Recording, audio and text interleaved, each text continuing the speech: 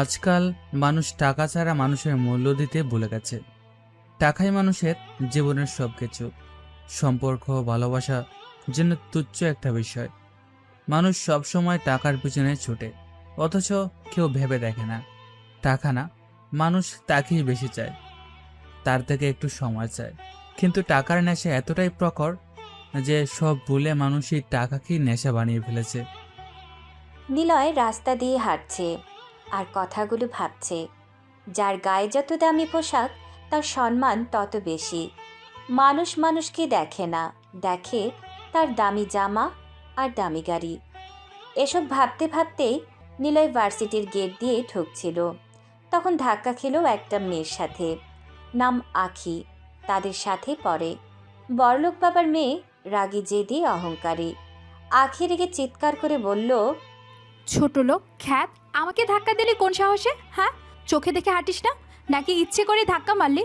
এত বড় সাহস তোর, আমাকে টাচ করিস? জানিস আমি কে? আখির তীক্ষ্ণ চিৎকারে ভার্সিটির গেটের সামনে মুহূর্তেই ছোটখাটো ভিড় জমে গেল। যারা একটু আগে নিজেদের মতো করে ক্যাম্পাসে ঢুকছিল, তারাও থেমে ঘাড় ঘুরিয়ে তাকালো। কেউ মুচকি হাসছে, কেউ কৌতূহলী চোখে তাকিয়ে আছে, কেউ আবার আখির আগে চেহারা দেখে দূর থেকে দৃশ্যটা উপভোগ করছে। আর সেই ভিড়ের মাঝখানে দাঁড়িয়ে আছে নিলয়। সাধারণ একটা ফ্যাকাশে শার্ট, পুরনো জিন্স, পায়ে সস্তা স্যান্ডেল, কাঁধে ঝুলানো মলিন ব্যাগ। দেখতে দেখতে একদম গ্রামের সহজ সরল একটা ছেলে। চেহারায় কোনো অহংকার নেই, চোখে শুধু শান্ত একটা স্থিরতা। নিলয় মাথা নিচু করে শান্ত গলায় বলল, সরি, ভুলে দেখা লেগে গেছে। নিলয়ের গলায় না ছিল তর্ক, না ছিল বিরক্তি, খুব সাধারণ একটা ক্ষমা। কিন্তু সেই সরি যেন আখির কানে গিয়ে আরও আগুন ঢেলে দিল। তার চোখ মুখ মুহূর্তেই রাগে শক্ত হয়ে উঠল। যেন নিলয়ের সরিটা ক্ষমা নয়, উল্টো তার অহংকারের আঘাত। সরি? শুধু একটা সরি বললে হয়ে যাবে? এত সহজ? তোর মতো একটা খ্যাত, একটা অনকালচার গ্রামের ছেলে এসে আমাকে ধাক্কা দিবি আর একটা সরি বলে পার পেয়ে যাবি? কি হলো, মুখে কথা নেই নাকি? হ্যাঁ, বড়লোকের মেয়ে দেখে জিভ শুকিয়ে গেছে? তোদের মতো ছেলেদের আমি খুব ভালো করে চিনি। সুযোগ পেলে মেয়েদের গায়ে পড়ার চেষ্টা করিস, তারপর ভালো মানুষের মতো সরি বলিস। চারপাশে দাঁড়িয়ে থাকা কিছু ছেলে মেয়ে মুখ চাওয়াচাই করতে লাগলো। কেউ কেউ বুঝতে পারছিল ভুলটা ইচ্ছাকৃত ছিল না, কিন্তু আখির রাগের সামনে কেউ কিছু বলার সাহস পেল না। কারণ আখি এই ভার্সিটির পরিচিত নাম, বড়লোক বাবার একমাত্র মেয়ে। টাকার গরম আর অহংকার দুটোই মাথার উপর চড়ে বসে আছে। তার সামনে কথা বলতে গেলে 10 বার ভাবতে হয়। নিলয় এবার ধীরে মাথা তুলে তাকালো, শান্ত গলায় বলল, বলেছি তো, ভুলে হয়েছে, ইচ্ছা করে করি নাই। তোদের ইচ্ছে অনিচ্ছের দাম আছে নাকি? তোর মতো ছেলেদের আমি মানুষই মনে করি না। গায়ে দুটো ভালো কাপড় নেই, চলাফেরার ভদ্রতা নেই। কোথা থেকে যে এসব খ্যাত খামারের ছেলে এসে ভার্সিটিতে ভর্তি হয় আল্লাহই জানে। কথাগুলো ছুরির মতো এসে লাগলো। আশেপাশে দাঁড়িয়ে থাকা কয়েকজন চাপা স্বরে হাসল, কেউ চোখ নামিয়ে নিল। অপমানটা যেন নিলয় একা নয়, তার পোশাক, তার সাধারণ চেহারা, তার নীরবতা সব কিছুকে ঘিরে। আখি এক পা এগিয়ে এসে নিলয়ের শার্টের কলার ধরে টেনে বলল, এই শার্টটা কবে কিনেছিস? ঈদের বাজার থেকে নাকি কারো পুরনো কাপড় পরে চলে এসেছিস? আয়নায় নিজের চেহারা দেখেছিস কখনো? তোর মতো ছেলেদের ভার্সিটিতে না, মাঠে লাঙল ধরা উচিত। চারপাশে ফিসফাস বেড়ে গেল। কেউ মজা পাচ্ছে, কেউ অস্বস্তিতে মুখ ফিরিয়ে নিচ্ছে। অথচ নীলের চোখে মুখে কোনো রাগ নেই, সে শুধু স্থির দৃষ্টিতে আখির দিকে তাকিয়ে আছে। সেই দৃষ্টিতে অদ্ভুত এক নীরবতা, যেন অপমান তার গায়ে লাগছে না, বরং সে মানুষটাকে দেখছে বাহ্যিক চাকচিক্যর আড়ালে ভেতরের শূন্যতাটা। নীলয় শান্ত গলায় বলল, হাত ছাড়েন। না চালে কি করবি? তুই কি আমাকে ভয় দেখাচ্ছিস? ভয় দেখাচ্ছি না, শুধু বলছি হাত ছাড়েন। না ছাড়লে কি করবি তুই? তোর মতো ছোট লোকের সাহস কত দূর দেখতে চাই আমি। আখির গলায় অবজ্ঞা, চোখে আগুন, ঠোঁটে বিষ। সে ইচ্ছে করে নিলয়কে আরো ছোট করতে চাইছে, কারণ তার কাছে মানুষ মানেই টাকা, পোশাক, স্ট্যাটাস। আর নিলয়ের মতো সাধারণ কাউকে অপমান করতে পারা যেন তার কাছে এক ধরনের ক্ষমতার আনন্দ। আখির এবার জোরে নিলয়ের কলার ছেড়ে ধাক্কা দিয়ে বলল, গেটের সামনে দাঁড়িয়ে থেকে ক্যাম্পাস নোংরা করিস না। তোদের মতো লোকদের দেখলে মুড অফ হয়ে যায়। গরিব খ্যাত, আনস্মার্ট, আনক্লাসে। চারপাশে আবার চাপা হাসির শব্দ উঠল। নিলয় কিছুক্ষণ নিশ্চুপ দাঁড়িয়ে রইল। তার চোখে মুখে অদ্ভুত শান্তি, যেন এসব কথা সে নতুন শুনছে না, যেন এই সমাজের আসল মুখ সে বহু আগেই দেখে ফেলেছে। নিলয় খুব ধীরে নিজের শার্টটা ঠিক করল, তারপর আখির দিকে তাকিয়ে শান্ত গলায় বলল, কাপড় দেখে মানুষ চিনতে নেই। আজ যাকে দেখে হাসছেন, কাল তার সামনেই হয়তো মাথা নিচু করে দাঁড়াতে হবে। কথাটা বলেই নিলয় আখির পাশ কাটিয়ে ভেতরে চলে গেল। তার গলায় রাগ ছিল না, ছিল না কোনো হুমকি, শুধু ছিল এক অদ্ভুত স্থিরতা। কিন্তু সেই স্থির কথাটাই আখির বুকের ভেতর কেমন যেন বিঁধে রইল। মুহূর্তের জন্য সে চুপ করে গেল, তারপর দাঁত চেপে নিলয়ের চলে যাওয়া দেখল। একটা ক্ষেতের এত বড় কথা! তুই কে রে? তোকে আমি এমন শিক্ষা দেব, সারাদিন মনে রাখবি। আখির চোখে তখন অপমানের আগুন, আর নীলয়ের ঠোঁটের কোণে ফুটে উঠল হালকা অদ্ভুত এক হাসি, যেন সে জানে এই অহংকারের হিসেব একদিন খুব কঠিনভাবে মিটবে। নীলয় চলে যেতেই চারপাশে জমে থাকা ভিড় ধীরে ধীরে সরে যেতে লাগলো, কিন্তু আখের ভেতরের আগুন তখনও একটুও কমেনি। তার বুকটা রাগে ওঠানামা করছে, চোখ দুটো লাল হয়ে আছে, চোয়াল শক্ত। জীবনে অনেকেই তাকে ভয় পেয়েছে, অনেকের সামনে মাথা নিচু করে কথা বলেছে, কিন্তু আজ একটা সাধারণ সস্তা কাপড় পরা ছেলে তাকে সবার সামনে কথা শুনিয়ে চলে গেল। এই অপমান আখির অহংকারে গিয়ে এমনভাবে আঘাত করল যা সে সহজে ভুলতে পারবে না। আখির পাশে দাঁড়িয়ে থাকা তার ঘনিষ্ঠ বান্ধবী মেহরিন ঠোঁট বাঁকিয়ে নিলয়ের চলে যাওয়ার দিকে তাকিয়ে তাচ্ছিল্যর হাসি দিল, তারপর আখির কাঁধে হাত রেখে ধীরে ধীরে বলল, ছেলেটার সাহস কত দেখলি? তোকে কথা শুনিয়ে গেল। তোর সামনে দাঁড়িয়ে চোখে চোখ রেখে কথা বলার সাহস এভার্সিটির কারণেই।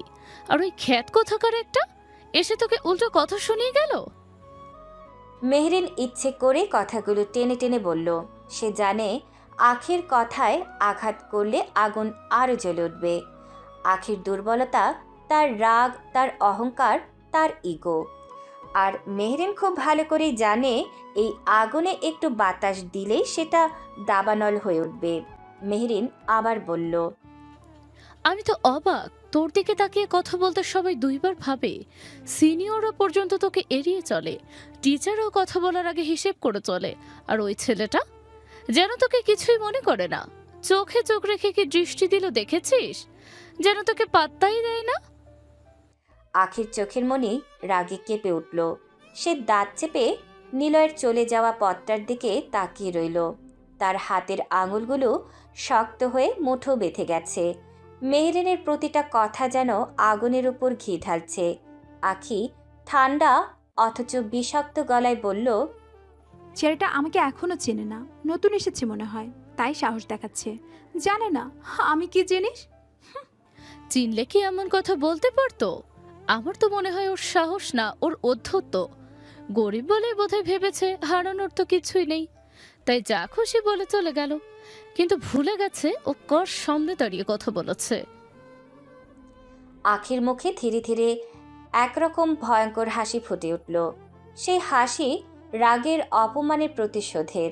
তার চোখে এখন আর শুধু রাগ নেই, আছে কাউকে ভেঙে গুঁড়িয়ে দেওয়ার ইচ্ছে। মেহরিন আবার উস্কে গিয়ে বলল, তুই কি খেয়াল করেছিস ওর কথা বলার ভঙ্গিটা? যেন তোকে চ্যালেঞ্জ করে গেল, যেন বলল তুই কিছুই করতে পারবি না। একটা খ্যাতের এত বড় স্পর্ধা আজ তোকে কথা শুনিয়ে গেল। কাল না জানি কি করবে। আজ যদি ওকে থামাতে না পারিস, কাল এই ক্যাম্পাসে সবাই ভাববে আখিকে কিছু বললেও কিছু হয় না। কথাগুলো সরাসরি গিয়ে লাগলো আখির অহংকারে। তার বুকের ভেতরটা রাগে ধক ধক করে উঠল। আখি সব কিছু সহ্য করতে পারে, কিন্তু নিজের দাপট নিয়ে প্রশ্ন সেটা কখনোই না। তার কাছে সম্মান মানে ভয়, আর আজ সেই ভয়টাকেই যেন নিলয় ভেঙে দিয়ে গেছে। আখি ধীরে ধীরে নিজের চুল কানের পাশে সরিয়ে ঠান্ডা গলায় বলল, ও ভুল করেছে, অনেক বড় ভুল। আখিকে অপমান করে এই ক্যাম্পাসে মাথা উঁচু করে চলা যায় না। এটাই তো বলছিলাম, তুই যদি আজ ওকে কিছু না করিস, কাল সবাই সাহস পেয়ে যাবে। আজ একটা খ্যাত কথা শুনিয়ে গেল, কাল আরেকটা এসে মাথায় উঠে নাচবে। তোর ইমেজ, তোর দাপট, তোর নাম সব শেষ হয়ে যাবে। মেহরিনের কথাগুলো আর কিছু না, পুরোপুরি বিষ। কিন্তু সেই বিষই আখির রক্তে মিশে আগুন হয়ে ছড়িয়ে পড়েছে। আখির নিঃশ্বাস ভারী হয়ে উঠল, চোখে মুখে জমে উঠল হিংস্র একরোখা রাগ। আখি দাঁত চেপে বলল, ওর এত সাহস, তাই না? ঠিক আছে, আজকে না কালকে না, কিন্তু আমি ওকে এমনভাবে ভাঙবো, নিজের ছায়া দেখলেও ভয় পাবে। আমার সামনে চোখ তুলে কথা বলার দাম কি সেটা আমি ওকে বুঝাবো। এটাই চাই, ওকে এমন শিক্ষা দে যেন ইউনিভার্সিটিতে কেউ আর কোনো দিন তোর সামনে দাঁড়িয়ে কথা বলার সাহস না পায়। আখি ধীরে ধীরে নিলয়ের চলে যাওয়ার দিকটা তাকালো। তার চোখে তখন আগুন নয়, বরফ, ঠান্ডা, স্থির, ভয়ঙ্কর। সে রেগে গেল, চিৎকার করে, কিন্তু প্রতিশোধ নেওয়ার সময় ভয়ঙ্করভাবে শান্ত হয়ে যায়। আর সেই শান্ত আখি সবচেয়ে বিপজ্জনক। আখি খুব আস্তে ঠান্ডা গলায় বলল, খেলাটা শুরু হলো মিস্টার খ্যাত। এখন দেখ আখি রহমান কাকে বলে। গেটের সামনে ঘটে যাওয়া ঘটনাটা যেন নিলয়ের মাথার ভেতর এখনো ধকধক করছে। বাইরে থেকে তাকে যতটা শান্ত দেখাচ্ছে, ভেতরে ভেতরে ততটাই তীব্রভাবে জ্বলছে অপমানের দাগ। সে ধীরে ধীরে করিডোর দিয়ে ক্লাসরুমের দিকে হাঁটছে। চারপাশে ছাত্রছাত্রীদের ছোটাছুটি, কারো হাতে বই, কারো মুখে আড্ডা।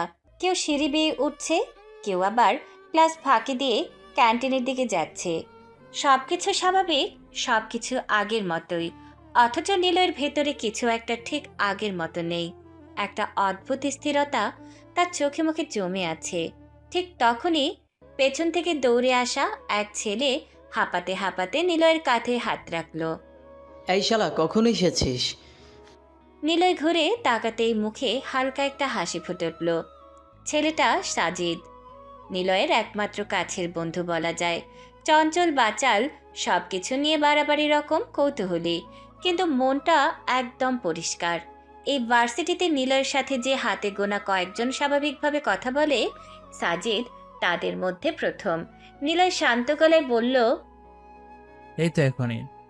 বাইরে ঢুকতেই চিৎকার চেঁচামেচি শুনলাম, পুরো গেটের সামনে নাটক লেগেছিল। কি হয়েছে জানিস? নিলয় একবার শুকনো হেসে সামনে তাকালো। ঠোঁটের কোণে হালকা তাচ্ছিল্য রেখা ফুটে উঠল, যেন ঘটনাটা মনে পড়তেই বিরক্তি আবার মাথা তুলল। নিলয় বলল, আর বলিস না, ঢুকতেই এক সিনিয়র মেয়ের সাথে ধাক্কা খেয়ে গেলাম। ভুলে লেগেছে, ইচ্ছা করে না, সরি পর্যন্ত বললাম। তারপর এমনভাবে অপমান করলো যেন আমি মানুষ না, রাস্তার কোনো আবর্জনা। সাজিদের মুখের ভাব মুহূর্তেই বদলে গেল। একটু আগেও তার চোখে কৌতূহল ছিল, এখন সেখানে স্পষ্ট বিস্ময়। কি বলিস? কে রে? সিনিয়র আকি। নামটা শুনে সাজিদের হাঁটার গতি যেন এক সেকেন্ডের জন্য থেমে গেল। মুখের রং বদলে গেল, চোখ বড় বড় হয়ে নিলয়ের দিকে তাকিয়ে রইল সে। আখি, আখি রহমান। কেন নাম শুনে এমন দেখাচ্ছিস কেন? ভাই, তুই আজ সকাল সকাল কার সাথে লাগতে গেছিস বুঝছিস? আমি লাগতে যাইনি, ভুলে দেখা খেয়েছি, কিন্তু মেয়ে এমন ব্যবহার করলো যেন আমি মানুষই না। ভাই, তুই নতুন তো তাই জানিস না, উনি আখি রহমান, এই ভার্সিটির সবচেয়ে রাগী জেদি আর অহংকারী আর পাওয়ারফুল মেয়ে। ওনার সাথে কেউ লাগলে কেউ টিকতে পারে না। সিনিয়র জুনিয়র টিচার সবাই ওনাকে এড়িয়ে চলে, কারণ উনি যা চান তাই হয়। নিলয় কিছুক্ষণ চুপ করে শুনল, মুখে কোনো ভয় নেই, বরং চোখে ফুটে উঠল অদ্ভুত শান্ত একটা কৌতূহল। যেন নামটা শুনে ভয় না পেয়ে সে মানুষটাকে আরও বুঝতে চাইছে।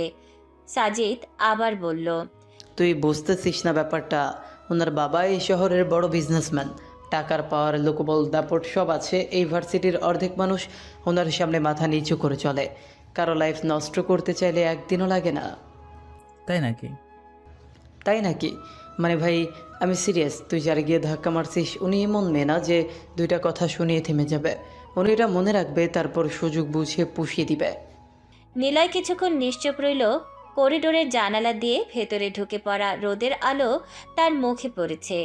সেই মুখে না আছে ভয়, না আছে অস্থিরতা, বরং অপমানের জায়গাটায় যেন এক ধরনের নীরব জেদ জমে বসছে। নিলয় হালকা হেসে বলল, মানুষটা রাগী, অহংকারী, তা বুঝেছি। কিন্তু একটা কথা কি জানিস সাজিদ, আমি গরিব হতে পারি, সাধারণ হতে পারি, কিন্তু মানুষ হিসাবে আমারও দাম আছে। কেউ টাকা আছে বলে আমাকে পায়ের নিচে পিষে যাবে আর আমি চুপচাপ মাথা নিচে করে থাকবো, এতটাও সস্তা আমি না। সাজিদ নিলয়ের দিকে তাকিয়ে রইল।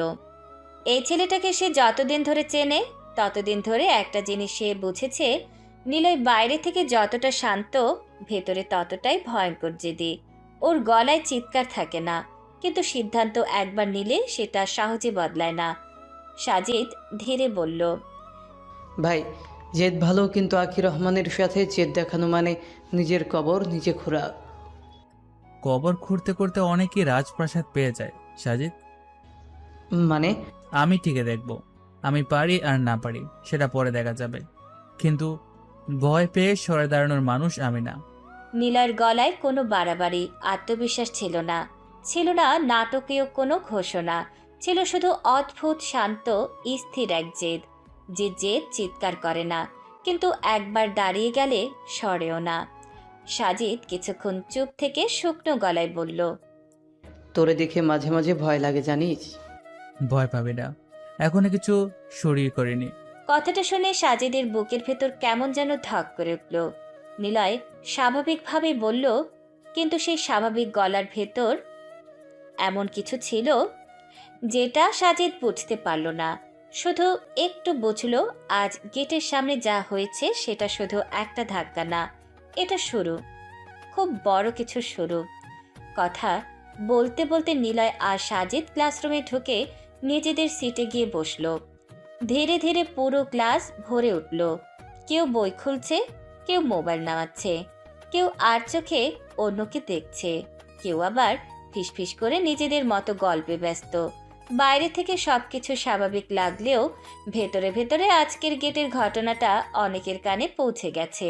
আর সেই কারণেই ক্লাসে ঢোকার পর থেকেই কয়েকজনের চোখ বারবার নিলয়ের দিকে ফিরে আসছে। নিলয় নিজের ব্যাগটা টেবিলের পাশে রেখে শান্তভাবে বসে রইল। গায়ে সেই ফ্যাকাশে রঙের পুরনো শার্ট কোনোয়ের পাশে হালকা ঘষা উঠে গেছে, কলারের এক পাশে সামান্য বিবর্ণ। কাপড়টা পরিষ্কার কিন্তু পুরনো, খুব পুরনো। তার পাশে বসা দু একজন ছাত্রছাত্রী মুখ টেপে হাসছে। সামনে বসা কয়েকজন মেয়ে ঘাড় কাত করে তাকে নিজেদের মধ্যে কি যেন বলছে।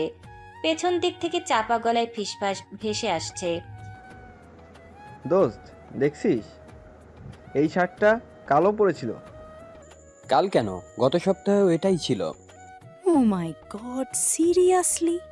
একজন মানুষ কি একই শার্ট এতদিন পরে আসে?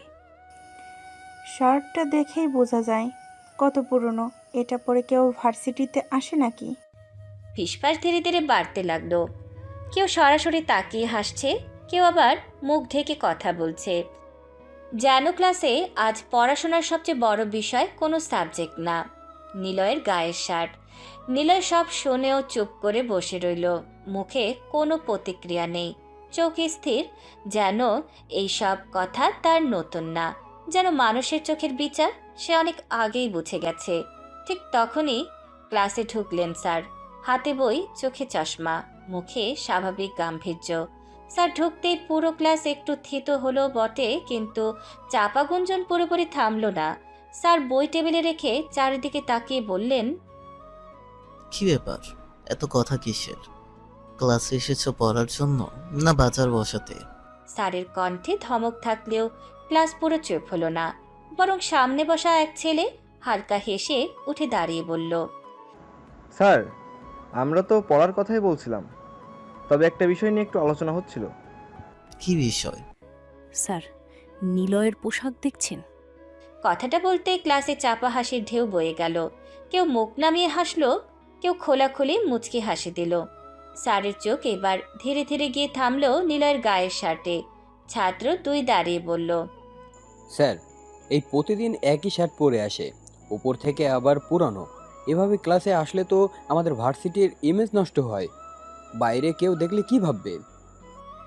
স্যার একটা স্ট্যান্ডার্ড তো আছে, সবাই একটা লেভেল মেনটেন করে আসি। ওকে দেখলে মনে হয় ভুল করে স্কুলের দারোয়ান ঢুকে পড়েছে।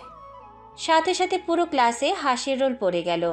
সাজিদ পাশ থেকে বিরক্ত হয়ে দাঁত চেপে বসে রইল, আর নিলয় সে শুধু চুপচাপ বসে রইল। তার চোখে কোনো অপমানের ঝড় নেই, শুধু নীরব একটা স্থিরতা। স্যার হাতে তুলে সবাইকে থামিয়ে বললেন, চুপ, একদম চুপ। তোমাদের এইসব নিয়ে ভাবতে হবে না। কে কি পড়ে আসলো সেটা তোমাদের আলোচনার বিষয় না। ক্লাসে এসেছো পড়তে, সেটা করো। স্যার কথাটা বললেও তার চোখ আবারও একবার নিলয়ের শার্টে গিয়ে থামল। কিছুক্ষণ তাকিয়ে থেকে তিনি সরাসরি নীলয়ের দিকে তাকালেন। নিলয়, তোমার কি আর শার্ট নেই? পুরো ক্লাস মুহূর্তেই আবার চুপ। সবার চোখ এবার একসাথে নিলয়ের দিকে। কেউ ঠোঁট কামড়ে হাসি চেপে আছে, কেউ আগ্রহ নিয়ে অপেক্ষা করছে, যেন তারা এই উত্তরটাই শুনতে চাইছিল। নিলয় ধীরে মাথা তুলে শান্ত গলায় বলল, না স্যার। উত্তরটা এতটাই সোজা, এতটা নির্লিপ্ত যে যে এক মুহূর্তের জন্য ক্লাসটা থমকে গেল। কিন্তু পরের সেকেন্ডেই আবার ফিসফাস, আবার চাপা হাসি। শুনছিস? সত্যি সত্যি আর শার্ট নাই। স্যার কপাল কুঁচকে কিছুক্ষণ নীলার দিকে তাকিয়ে রইলেন। তার চোখে সহানুভূতি ছিল না, ছিল বিরক্তি মেশানো এক ধরনের আনুষ্ঠানিক দায়িত্ববোধ। স্যার বললেন, না থাকলে কিনে নেবে, এভাবে আসবে না। এটা ভার্সিটি, কোনো গ্রামের হাট না। একটা মিনিমাম প্রেজেন্টেশন থাকা লাগে। কথাটা বলেই স্যার বই খুলে ক্লাস শুরু করে দিলেন। যেন একটু আগেই একটা মানুষকে তার সামর্থ্য দিয়ে মাপা হয়নি, যেন অপমানটা কোনো অপমানই না, একদম স্বাভাবিক একটা নিয়ম। ক্লাসে আবার পড়া শুরু হলো। বোর্ডে লেখা উঠতে লাগলো। স্যার লেকচার দিতে লাগলেন, সবাই খাতা খুলল, কিন্তু নিলয়ের কানে আর কোনো শব্দ ঢুকলো না। তার সামনে খোলা খাতা, হাতে কলম, চোখ বোর্ডে, তবু তার মাথার ভেতর শুধু একটাই শব্দ বারবার আঘাত করে ফিরে আসছে, এটা ভার্সিটি, কোনো গ্রামের হাত না। নীলয়ের আঙুল ধীরে ধীরে কলমের গায়ে শক্ত হয়ে উঠল। অপমান মানুষকে 2টা জিনিস শেখায়, হয় মাথা নিচু করে সহ্য করতে, না হয় একদিন মাথা উঁচু করে ফিরতে। নীলয় মাথা নিচু করে বসে থাকলেও তার ঠোঁটের কোণে খুব ক্ষীণ একটা হাসি ফুটে উঠল, খুব ছোট, খুব নীরব, কিন্তু অদ্ভুত ভয়ঙ্কর। টানা কয়েকটা ক্লাস শেষে লাঞ্চ ব্রেক পড়তেই পুরো ক্যাম্পাসের চেহারা বদলে গেল। করিডোরে ভিড় বেড়ে গেল। কেউ দল বেঁধে ক্যান্টিনের দিকে যাচ্ছে, কেউ মাঠের পাশে দাঁড়িয়ে আড্ডা দিচ্ছে, কেউ আবার বেঞ্চে বসে মোবাইল স্ক্রল করতে করতে গল্পে মশগুল। ক্লাসের গুমট পরিবেশটা ভেঙে এক ধরনের হালকা চঞ্চলতা ছড়িয়ে পড়ল চারপাশে। কিন্তু এই কোলাহলের মাঝেও নিলয় আগের মতোই চুপচাপ। ক্লাসরুমের শেষ বেঞ্চে বসে ব্যাগের চেন নিয়ে অন্যমনস্কভাবে নাড়াচাড়া করছে সে। সাজিদ পাশ থেকে কাঁধে ধাক্কা দিয়ে বলল, চল কিছু খেয়ে আসি। তুই যা, আমার টাকা নেই। কথাটা সে এমনভাবে স্বাভাবিকভাবে বলল যেন এটা কোনো নতুন কথা না, যেন না খেয়ে থাকা, ইচ্ছা চাপা দেওয়া, নিজের প্রয়োজনকে চুপ করিয়ে রাখা, এসব তার কাছে অনেক পুরনো অভ্যাস। সাজিদ ভ্রু কুঁচকে বলল, টাকা নাই তো কি হয়েছে, আমার কাছে যা আছে তাই দিয়ে দুইজনে কিছু একটা খেয়ে নিব, চল। না রে, তুই আর কত করবে আমার জন্য? আরে ধুর, এটা আবার করার কি আছে? আছে, তোর বাবা কষ্ট করে টাকা পাঠায়, তুই সেই টাকা থেকে নিজের খরচ কমিয়ে আমাকে খাওয়াস। কয়দিন, কতদিন এভাবে? আর না। সাজিদ কিছুক্ষণ চুপ করে নীলার দিকে তাকিয়ে রইল। নীলার গলায় লজ্জা নেই, করুণা চাওয়া নেই, আছে শুধু আত্মসম্মান। অভাব তাকে ছোট করেনি, কিন্তু কারো ওপর বোঝা হয়ে থাকতে সে কখনো শেখেনি। সাজিদ দীর্ঘশ্বাস ফেলে বলল, তোর একটা সমস্যা কি জানিস? তুই সব কিছু বেশি ভাবিস। বন্ধু কি শুধু ভালো সময়ের জন্য হয়? আজ আমার আছে তাই আজ আমি দিচ্ছি, কাল তোর থাকবে তুই শোধ করে দিস, হিসাব মিটে যাবে। আমার টাকা হলে হবে একদিন, অনেক হবে, তখন সুদে আসলে শোধ করে দিস। এখন চল। নীলাই কিছুক্ষণ চুপ করে রইল, তারপর আর না করেনি, শুধু ধীরে ব্যাগটা কাঁধে তুলে সাজিদের সাথে ক্লাসরুম থেকে বেরিয়ে এলো। করিডোর পেরিয়ে তারা ক্যান্টিনের দিকে হাঁটতে লাগলো। চারপাশে ভিড়, কোলাহল, হাসি, আড্ডা, সব কিছুর মাঝেও নিলয়ের হাঁটাটা আগের মতোই শান্ত, যেন সে এই ভিড়ের অংশ হয়েও আলাদা। ক্যান্টিনের সামনে পৌঁছাতেই ভেতর থেকে ভাজা পোড়ার গন্ধ, চায়ের ধোঁয়া আর গমগমের শব্দ এসে কানে লাগলো। প্রায় সব টেবিলই ভর্তি। কেউ সিঙ্গারা খাচ্ছে, কেউ বার্গার, কেউ কোল্ড ড্রিঙ্কস হাতে হেসে গল্প করছে। সাজিদ ভেতরে ঢুকতেই খাবারের কাউন্টারের দিকে তাকালো, আর নিলয়ের চোখ ঘুরে গিয়ে থামলো ক্যান্টিনের মাঝামাঝি দিকের একটা বড় টেবিলে। সেখানে বসে আছে আখি আর মেহেরিন। দুজনের সামনে সাজানো খাবার, burger, French fry, cold coffee, pastry. চারপাশে আরও 2-3 জন, হাসাহাসি, গল্প, ফোনে ছবি তোলা, সব মিলিয়ে যেন ছোটোখাটো প্রদর্শনী। আখি মাথা উঁচু করে বসে আছে, ঠোঁটে হালকা দাম্ভিক হাসি, যেন পুরো ক্যান্টিনটাই তার জায়গা। নিলয় আর সাজিদ ভেতরে ঢুকতেই মেহেরিনের চোখ গিয়ে পড়ল ওদের ওপর। 1 সেকেন্ড থেমে সে ঠোঁট বাঁকিয়ে আখির দিকে ঝুঁকে কি যেন বলল। আখিও ঘাড় ঘুরিয়ে তাকালো। নিলয়কে দেখে তার ঠোঁটের কোণে ধীরে ধীরে বিদ্রুপের হাসি ফুটে উঠল। মেহেরিন জোরে বলল, আরে দেখ, সকালে সেই হিরো এসেছে।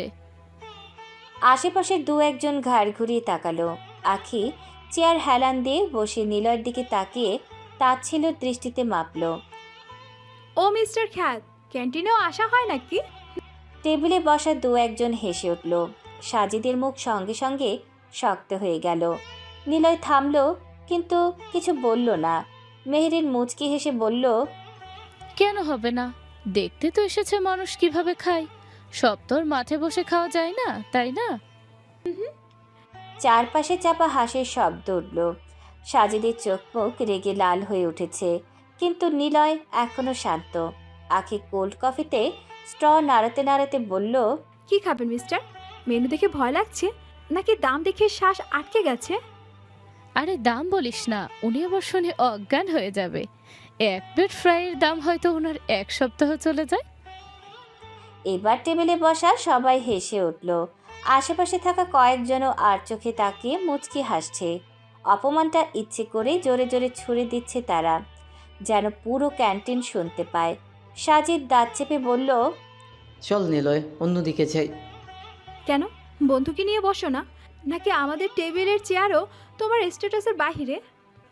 আরে বসতে দে না, হয়তো জীবনে প্রথমবারে তো দামি খাবার কাছ থেকে দেখছে। নীলার চোখ ধীরে ধীরে আখির দিকে উঠল।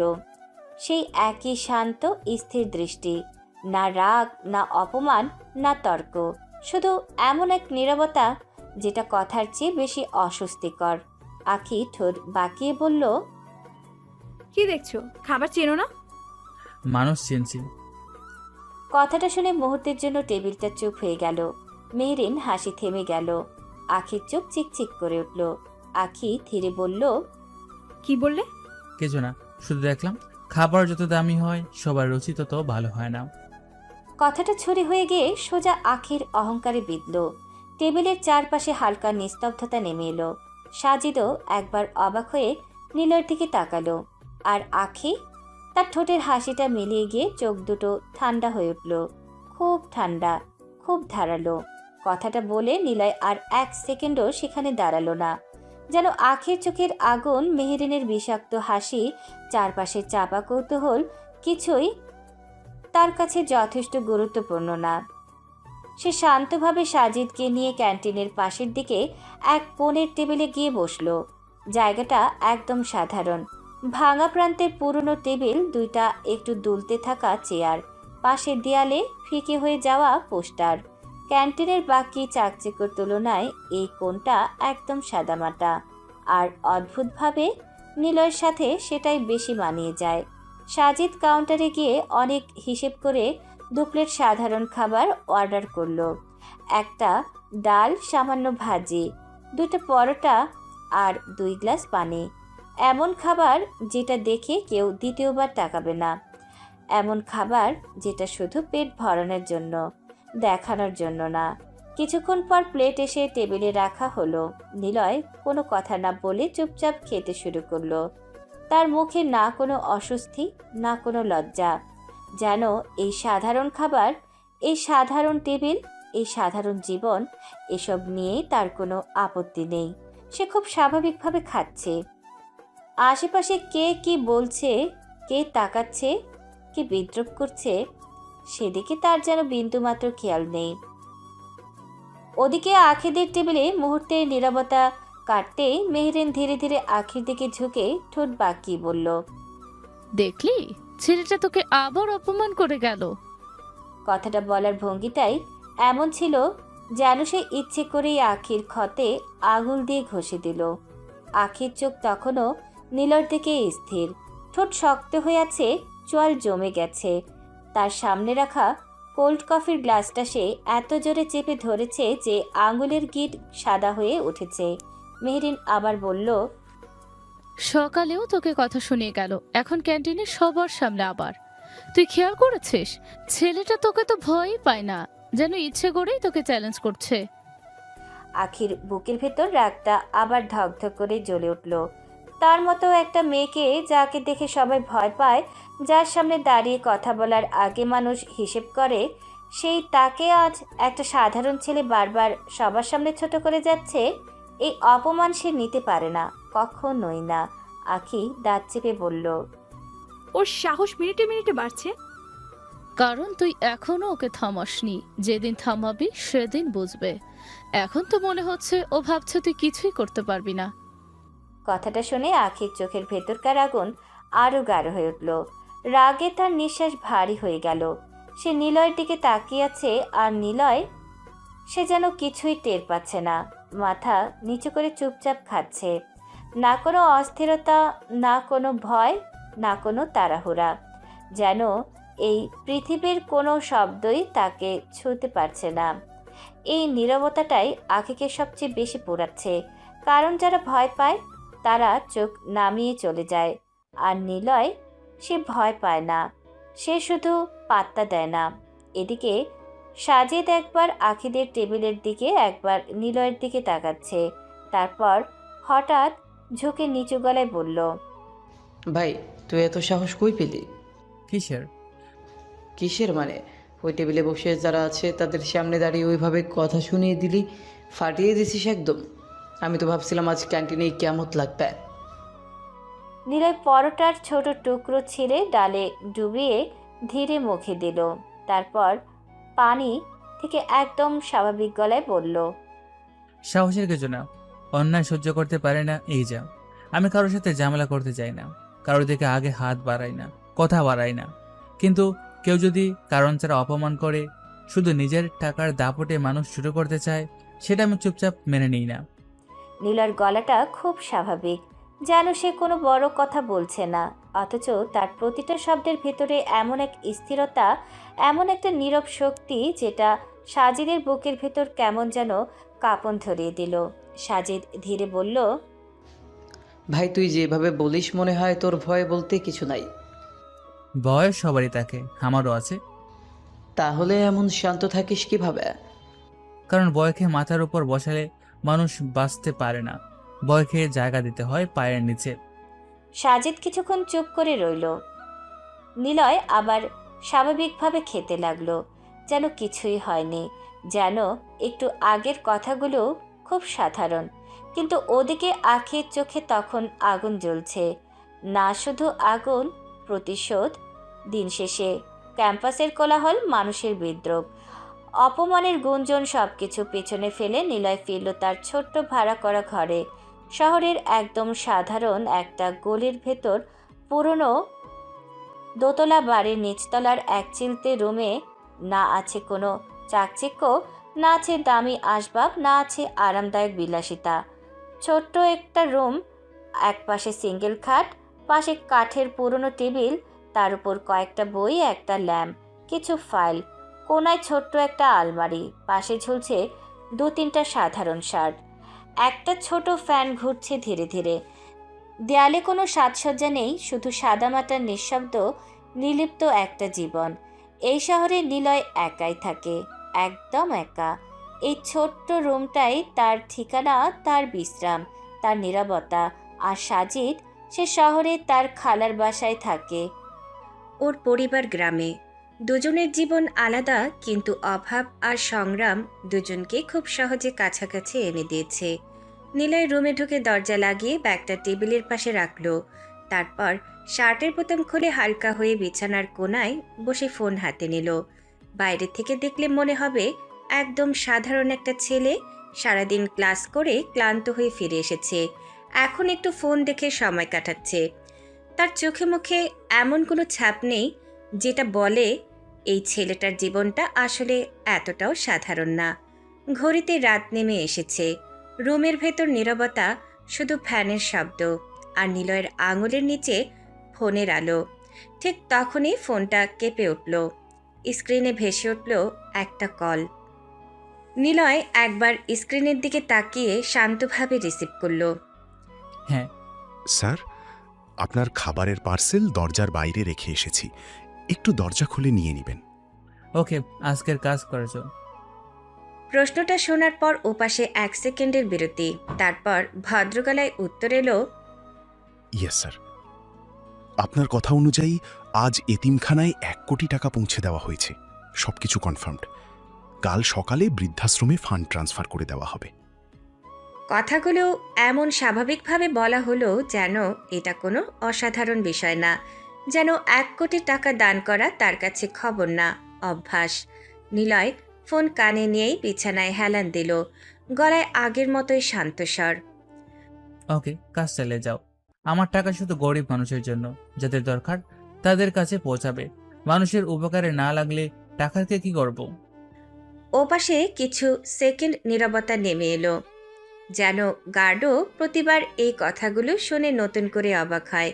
এত বড় অঙ্কের টাকা, এত বড় সাম্রাজ্য, এত অদৃশ্য ক্ষমতা, সবকিছুর মালিক হয়েও এই মানুষটার চাওয়া এত সামান্য, এত অদ্ভুতভাবে সাধারণ।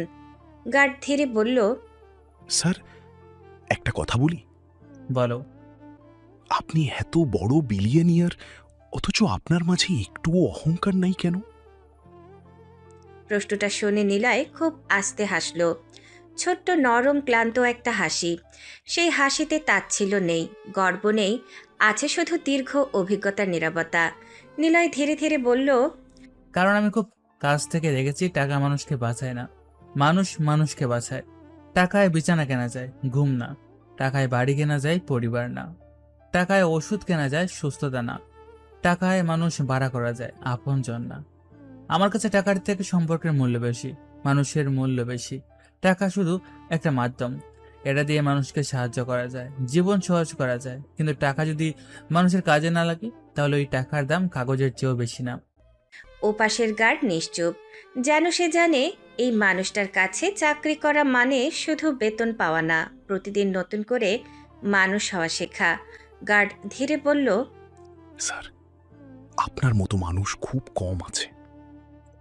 না, মানুষ আছে, শুধু টাকার শব্দে তাদের বেতনে মানুষ চাপা পড়ে যায়। কাল বৃদ্ধাশ্রমের কাজটা আগে শেষ করবে, তারপর হাসপাতালের লিস্টে পাঠিও। যাদের অপারেশনের জন্য টাকা দরকার, কাউকে যেন ফিরিয়ে না দেওয়া হয়। Okay sir. নিলয় কল কেটে ফোনটা পাশে রাখলো। রুমে আবার নীরবতা নেমে এলো। সেই একই ছোট্ট ঘর, সেই একই সাধারণ জীবন, অথচ এই ছোট্ট রুমে বসে থাকা মেয়েটার এক কথায় কোটি কোটি টাকা নড়ে ওঠে, এক কথায় বদলে যায় কত মানুষের জীবন। বাইরে থেকে সে সাধারণ, ভেতরে একটা সাম্রাজ্য। কিন্তু সেই সাম্রাজ্যের রাজা হয়েও নিলয় আজও মাটির কাছে আছে। রাত গভীর হয়ে এসেছে, শহরের শব্দ ধীরে ধীরে কমে গেছে, দূরের গাড়ির হর্নও এখন ফিকে, গলির কুকুরের ডাকও বিরল। ছোট্ট ঘরটার ভেতর শুধু ফ্যানের ঘূর্ণির শব্দ আর হালকা নীরবতা। নিলয় খাওয়া শেষ করে বিছানায় শুয়ে আছে, মাথার নিচে একটা হাত অন্য হাতে ধরা ফোন। স্ক্রিনের আলো নিভু নিভু করে তার মুখে পড়ছে, চোখ দুটো স্থির। স্ক্রিনে ভেসে আছে একটা ছবি, আখির ছবি। আজ দুপুরে ক্যান্টিনে দাঁড়িয়ে মেহেরিনের ফোনে তোলা একটা ছবি অজান্তে তার চোখে পড়েছিল। পরে সাজিদের ফোন ঘাঁটতে ঘাঁটতে সেই ছবিটা সে নিয়ে নিয়েছে। ছবিতে আখি হাসছে, ঠোঁটে আত্মবিশ্বাস, চোখে দাপট, চেহারায় সে পরিচিত অহংকার, যেন পৃথিবী তার হাতের মুঠোয়, যেন মানুষ না, সে শুধু অবস্থান দেখে, শুধু টাকা দেখে, শুধু বাহ্যিক চাকচিক্য দেখে। নিলয় অনেকক্ষণ চুপচাপ ছবিটার দিকে তাকিয়ে রইল। তারপর খুব আস্তে বলল, এত অহংকার কিসের তোমার? তার গলায় রাগ নেই, অভিযোগ নেই, আছে অদ্ভুত শান্ত এক প্রশ্ন। যেন সে আখিকে ঘৃণা করে না, বরং বুঝতে চায় কিসের এত দম্ভ, কিসের এত উঁচু মাথা, মানুষকে এত ছোট করে দেখার সাহস কোথা থেকে আসে। নিলয় ছবিটার দিকে তাকিয়ে আবার বলল, মানুষকে মানুষ মনে করে না। টাকা দেখো, কাপড় দেখো, স্ট্যাটাস দেখো, অথচ একবারও দেখো না কে সত্যি আর কে শুধু মুখোশ পড়ে আছে। যেদিন বুঝবে সবাই তোমাকে না তোমার টাকার পেছনে ছুটে, সেদিন সব অহংকার ভেঙে যাবে। ঘরটা নীরব, তবু সেই নীরবতার ভেতর তার কথাগুলো যেন আরো ভারী হয়ে উঠল। নিলয় ধীরে বলল, সেদিন বুঝবে যাদের তুচ্ছ করেছ, যাদের মানুষ মনে করনি, সম্পর্ক বলে যাদের দাম দাওনি, তারাই আপন হয়। আর যাদের এত কাছে রাখো তাদের বেশিরভাগই শুধু স্বার্থ দেখে। কথাগুলো বলার পর নিলয় কিছুক্ষণ স্থির হয়ে রইল। চোখ দুটো ধীরে ধীরে ভারী হয়ে এলো। হাতে ধরা ফোনটা বুকের পাশে নামিয়ে রাখল। ফ্যানের হাওয়ায় পর্দা একটু দুলে উঠল। ছোট্ট ঘরের নিঃশব্দ অন্ধকারে ধীরে ধীরে ঘুম নেমে এলো তার চোখে। আর সেই রাতও কেটে গেল শান্ত, নিঃশব্দ, কিন্তু ভেতরে ভেতরে অদ্ভুত এক পরিবর্তনের শুরু রেখে। পরের দিন সকাল, আবার নতুন দিন, আবার একই শহর, আবার একই ক্যাম্পাস। নিলয় আগের মতোই সাধারণ পোশাকে কাঁধে ব্যাগ ঝুলিয়ে ভার্সিটিতে ঢুকলো। তার হাঁটা শান্ত, মুখ স্বাভাবিক, যেন গতকালের কিছুই তাকে বদলাতে পারেনি। কিন্তু ভেতরে ভেতরে তার দৃষ্টি আজ একটু বেশি স্থির। গেট পেরিয়ে ভেতরে ঢুকতে সামনাসামনি আবার আখি। আখি আজও আগের মতোই পরিপাটি, দামি পোশাক, চোখে সানগ্লাস, হাতে ফোন, ঠোঁটে সেই চেনা তাচ্ছিল্য। তার সাথে মেহেরিনও আছে। দুজন কথা বলতে বলতে আসছিল, কিন্তু সামনে নিলয়কে দেখেই আখির ঠোঁটের কোণে বিরক্তির বাঁক ফুটে উঠল। আখি থেমে দাঁড়িয়ে বিরক্ত গলায় বলল, সকাল সকাল তোমার মুখ দেখলাম, দিনটাই খারাপ যাবে তোর। মেহরিন সাথে সাথে মুখ টিপে হাসল, যেন এটাই স্বাভাবিক, যেন নিলয়কে ছোট করা এখন তাদের রোজকার অভ্যাস। কিন্তু নিলয় থামল, একদম সামনে দাঁড়িয়ে শান্ত গলায় বলল, এত অহংকার ভালো না ম্যাডাম। কথাটা শুনে আখির ভ্রু সাথে সাথে কুঁচকে গেল, চোখে বিরক্তির সাথে আগুনও জ্বলে উঠল। জ্ঞান দিতে আসবে না। জ্ঞান দিতেই পারি। মেহরিন অবাক হয়ে নিলয়ের দিকে তাকালো। আখির মুখের রং বদলে গেল। এই ছেলেটাকে সত্যি তাকে এভাবে উত্তর দিচ্ছে? আখি ঠান্ডা ধারালো গলায় বলল, তোমার জ্ঞান শোনার সময় নেই আমার। কে বলতে পারে সময় কখন গড়ে যাবে? কথাটা শুনে আখি কয়েক সেকেন্ড চুপ করে রইল। চোখ সরু হয়ে এলো। নিলয়ের মুখে কোনো রাগ নেই, কোনো বাড়াবাড়ি নেই, কিন্তু তার এই স্বাভাবিক কথাগুলি অদ্ভুতভাবে আখির স্নায়ুতে গিয়ে লাগছে। আখি ধীরে ধীরে বলল, তুমি কি আমাকে থ্রেট দিচ্ছ? না, শুধু মনে করে দিচ্ছি সময় সবার একরকম থাকে না। দুজনের চোখে চোখ আটকে রইল কয়েক সেকেন্ড। চারপাশে মানুষ হাঁটছে, কথা বলছে, ক্লাসে যাচ্ছে, অথচ তাদের মাঝখানে যেন অন্যরকম নীরবতা জমে উঠল। আখি ঠোঁট বাঁকিয়ে বলল, নিজের অবস্থা দেখে কথা বলো, যেই অবস্থা সেই লেভেলেরই থাকা ভালো। লেভেল বদলাতে সময় লাগে না ম্যাডাম, শুধু সময়ের অপেক্ষা লাগে। কথাটা বলে নিলয় এক পা সরে দাঁড়ালো।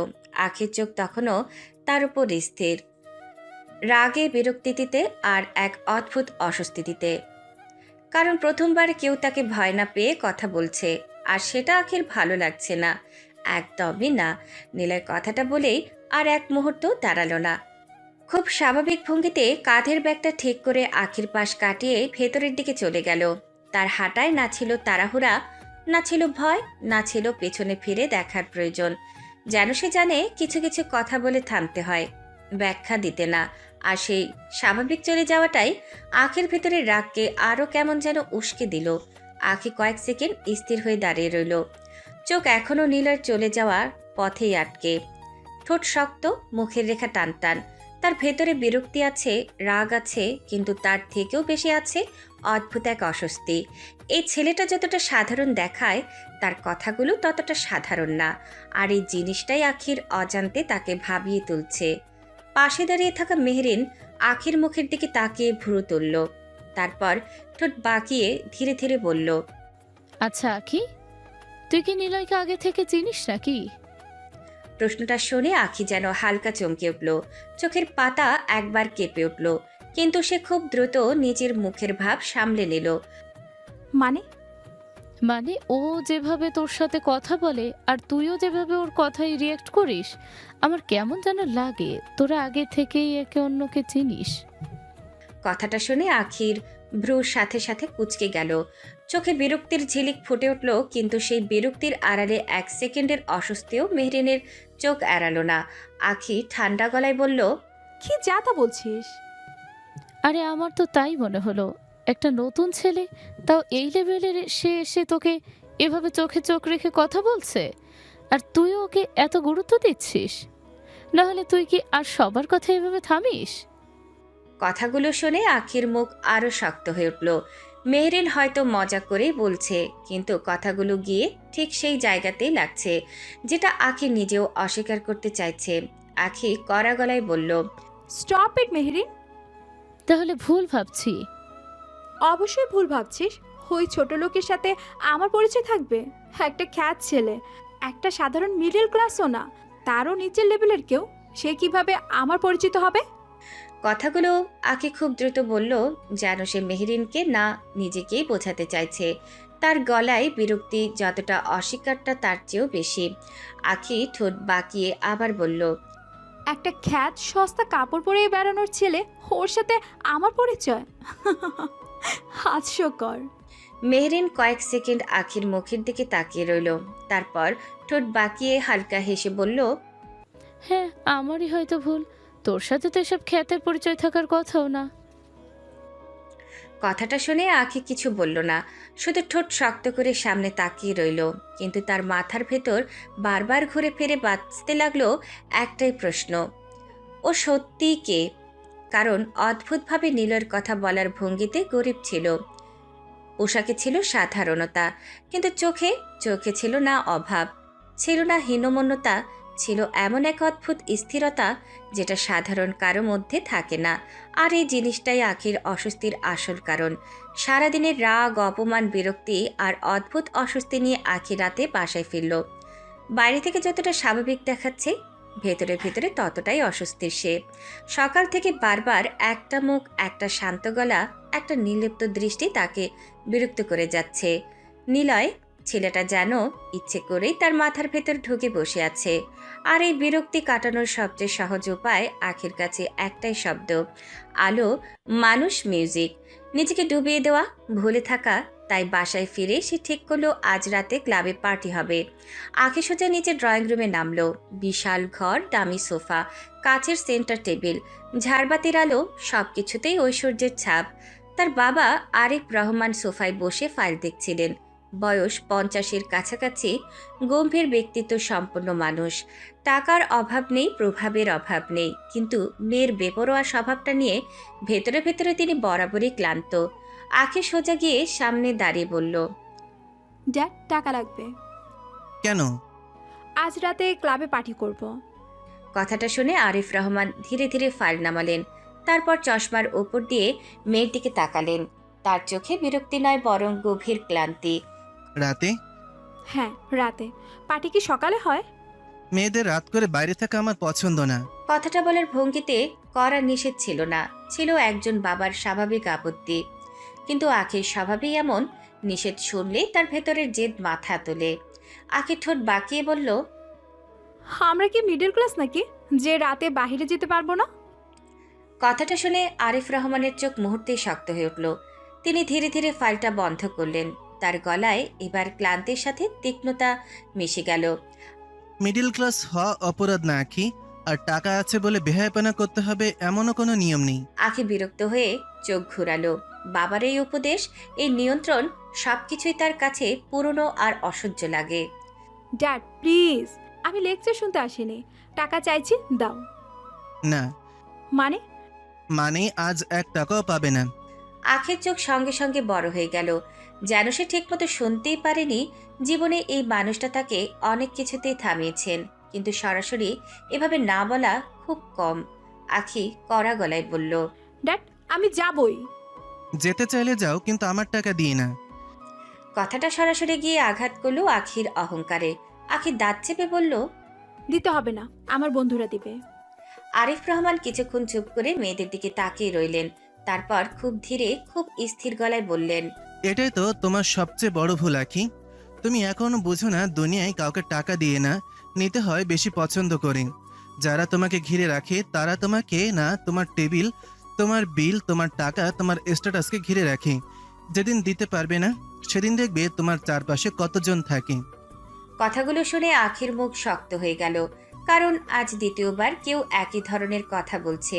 সকালে নিলয়, এখন তার বাবা, এবং অদ্ভুতভাবে দুজনের কথার মাঝখানে মিল আছে। এই মেয়েটাই আখির সবচেয়ে বেশি বিরক্ত লাগলো। আখি বিরক্ত রাগী গলায় বলল, প্লিজ ড্যাড, তুমি তোমার ওই পুরনো চিন্তাধারা নিজের কাছেই রাখো। আমার বন্ধুরা তোমার মতো না, তারা আমার জন্য করবে। করবে যতদিন তুমি দিচ্ছ। কথাটা ছুরির মতো কেটে গেল। আখির চোখ রাগে চকচক করে উঠল। সে দাঁত চেপে বলল, ফাইন, তোমার টাকা লাগবে না আমার। আরিফ রহমান আর কিছু বললেন না, শুধু মেয়ের চলে যাওয়া দেখলেন। তার চোখে রাগ ছিল না, ছিল দীর্ঘ অভিজ্ঞতার ক্লান্ত এক নিশ্চুপ সত্য। আর আখি সে রাগে ফুঁসতে ফুঁসতে চলে গেল।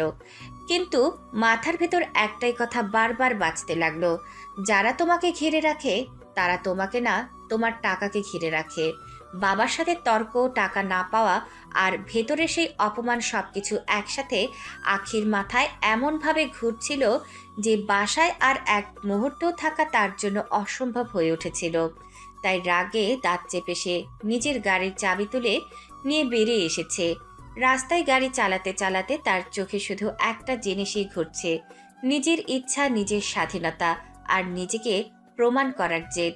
কেউ তাকে থামাতে পারবে না, কেউ না। ক্লাবের সামনে এসে গাড়ি থামাতেই চারপাশে আলো, মিউজিক আর মানুষের ভিড় আখির মাথার ভেতরের শব্দকে কিছুটা ঢেকে দিল। উঁচু বিল্ডিং, রঙিন লাইট, ভেতর থেকে ভেসে আসা জোরালো গান, সব মিলিয়ে এক আলাদা জগৎ। আখি চুল ঠিক করে ভেতরে ঢুকলো। তার মুখে এখনো রাগ, কিন্তু সেটা ঢেকে আছে একরকম আত্মবিশ্বাসে। ভেতরে ঢুকতেই টেবিলের এক কোণে বসে থাকা তার বন্ধুদের চোখ পড়ল আখির দিকে। মেহরিন সহ আরো কয়েকজন আগে থেকেই অপেক্ষা করছিল। হাতে পানীয়, মুখে হাসি, চোখে উত্তেজনা। মেহরিন একটু উঁচু গলায় বলল, এত লেট কেন? আখি এক সেকেন্ড দাঁড়িয়ে চারপাশটা দেখে নিল। মিউজিক, আলো, মানুষ, সবকিছু তার পরিচিত জগৎ। তারপর খুব স্বাভাবিকভাবে কাঁধ বাঁকিয়ে বলল, তেমন কিছু না। তার গলায় ব্যাখ্যা ছিল না, ছিল একরকম এড়িয়ে যাওয়ার ভঙ্গি, যেন সে নিজের ভেতরের ঝামেলাগুলো নিয়ে কথা বলতে চায় না। টেবিলে বসতেই সবাই একটু করে সরে জায়গা করে দিল। মেনু হাতে নিয়ে বলল, আচ্ছা, আজ কি অর্ডার করি? আমার কাছে টাকা নেই, তোরা অর্ডার কর। কথাটা শুনে টেবিলের এক সেকেন্ডের জন্য অস্বস্তির নীরবতা নেমে এলো। মেহরিন ভ্রুকুচকে আখির দিকে তাকালো। মানে তোর কাছে টাকা নেই মানে? মানে যা বললাম তাই, একটা দিন কর, মেজাজ গরম করিস না। মেহরিন ঠোঁট বাঁকিয়ে হালকা হাসি দিল, কিন্তু সেই হাসিতে ছিল অস্বস্তি আর একটু ব্যঙ্গ। আচ্ছা আচ্ছা, ঠিক আছে, ম্যানেজ করছি। তারপর তারা অর্ডার দিল। কিছুক্ষণ পর টেবিলে এসে পড়ল বিভিন্ন ড্রিঙ্ক, স্ন্যাক্স, ফ্রাই আর নানা ধরনের খাবার। মিউজিক আরও জোরে বাজছে, আলো ঝলমল করছে। সবাই ধীরে ধীরে পানীয় হাতে তুলে নিল। আখি এক গ্লাস তুলে নিয়ে চুমুক দিল, চোখ বন্ধ করে মুহূর্তটা অনুভব করল। ভেতরের চাপ কিছুটা হলেও হালকা লাগছে। রাগ, অপমান, বাবার কথা, নীলর সেই শান্ত দৃষ্টি, সবকিছু যেন একটু দূরে সরে যাচ্ছে। মেহরিন পাশে বসে হাসতে হাসতে বলল, যা হোক, আজকে মুডটা ঠিক আছে। খালি তুই এভাবে মাঝে মাঝে মুড নষ্ট করিস, তাই না? চুপ কর। তারপর ধীরে ধীরে গান বেড়ে গেল। কেউ কেউ উঠে নাচতে শুরু করলো। আলো আর শব্দের মাঝে আখিও টেবিল থেকে উঠে গেল। তার শরীরের ভেতরে রাগ এখন ধীরে ধীরে হৃদমে মিশে যাচ্ছে। হাত নাচছে, পা নড়ছে, মাথা দুলছে। মুহূর্তের জন্য মনে হচ্ছে সবকিছু ঠিক আছে, কিন্তু ভেতরের কোথাও খুব গভীরে একটা নাম আবারও নীরবে ভেসে উঠল, নিলয়। আর সেই নামটা এই আনন্দের মাঝেও অদ্ভুতভাবে তার শান্তিটা নড়ে দিল। রাত অনেক গড়িয়ে গেছে। ক্লাবের ভেতরের আলো এখন আরো ঝাপসা, মিউজিক আরো ভারী, আর টেবিলের চারপাশে ছড়িয়ে ছিটিয়ে আছে আধ খাওয়া গ্লাস, ফাঁকা বোতল, এলোমেলো হাসি আর বেহুশ শরীর। যে যার মতো ড্রিঙ্কস করে আধা শোয়া হয়ে আছে। আরও মাথা টেবিলে, কেউ সোফায় গা এলে দিয়েছে, কেউ আবার নেশার ঘরে হেসেই যাচ্ছে। রাত যত গভীর হয়েছে, চারপাশের মুখোশগুলো তত নরম হয়ে পড়েছে। আখির অবস্থাও খুব একটা ভালো না। চোখ আধবোজা, মাথা ঝিমঝিম করছে, কথাগুলো জড়িয়ে যাচ্ছে। সে সোফায় হেলান দিয়ে বসে আছে, হাতে এখনো গ্লাস, ঠোঁটে মাতাল হাসি। পাশে বসা মেহেরিনও প্রায় বেহুশ, আর তাদের চারপাশে যারা ছিল তারা নিজেদের নেশা আর আনন্দে ডুবে এখন কে কোথায় পড়ে আছে তার ঠিক নেই। ঠিক তখনই ক্লাবের দরজা ঠেলে ভেতরে ঢুকলো নিলয়। কালো শার্ট, গম্ভীর মুখ, ঠান্ডা চোখ। তার উপস্থিতি যেন এই শব্দ, আলো, নেশা আর বিশৃঙ্খলার মাঝখানে একদম বেমানান। সে ঢুকেই চারপাশে একবার তাকালো। মুখে বিরক্তি, চোখে স্পষ্ট অসহিংসতা। এই জায়গা, এই নোংরা, বিশৃঙ্খলা, এই নেশাগ্রস্ত মানুষ, সবকিছুই তার অপছন্দ। তার দৃষ্টি কয়েক সেকেন্ডের মধ্যে গিয়ে থামলো আখির ওপর, আর ঠিক তখনই তার চোখের সামনে দৃশ্যটা স্পষ্ট হলো। আখির পাশে একটা ছেলে বসে আছে, দামি পোশাক, মাতাল চোখ, ঠোঁটে অসভ্য হাসি। সে বারবার আখির হাত টানছে, ঝুঁকে কিছু বলছে, জোর করে তাকে ওঠাতে চাইছে। চলো না আখি, এইখানে বসে কি হবে? চল ভেতরে যাই, রুমে যাই, আরাম করে বসবো। আখির আধমাতাল অবস্থায় হাত ছাড়াতে গিয়ে আবার হেসে ফেলছে, ঠিকমতো বুঝছেও না কি হচ্ছে। ছেলেটা এবার আরো জোরে তার হাত ধরে টেনে তুলতে গেল, আর ঠিক তখনই নিলয়ের মাথার ভেতর যেন কিছু একটা ছেড়ে গেল। এক সেকেন্ডও দেরি করল না সে, সোজা এগিয়ে গিয়ে ছেলেটার কলার চেপে এমন টানে টেনে তুলল যে ছেলেটার ভারসাম্য হারিয়ে প্রায় পড়ে গেল। পরের মুহূর্তে নিলয়ের ঘুষি গিয়ে সোজা লাগলো তার মুখে। একটা, তারপর আরেকটা, আরেকটা। ছেলে কিছু বোঝার আগে নিলয় তাকে একের পর এক মারতে লাগলো। চোখে তখন ঠান্ডা রাগ। সেই রাগ চিৎকার করে না, কিন্তু ভেঙে দেয়। এই এই তুই কে রে? গায়ে হাত দিয়েছিস কেন? ছেলেটা পড়ে যেতে যেতেও নিজেকে সামলাতে পারল না। নিলয় কলার ধরে আবার টেনে তুলে পেটে হাঁটু মারল। ছেলেটা কোকিয়ে মেঝেতে পড়ে গেল।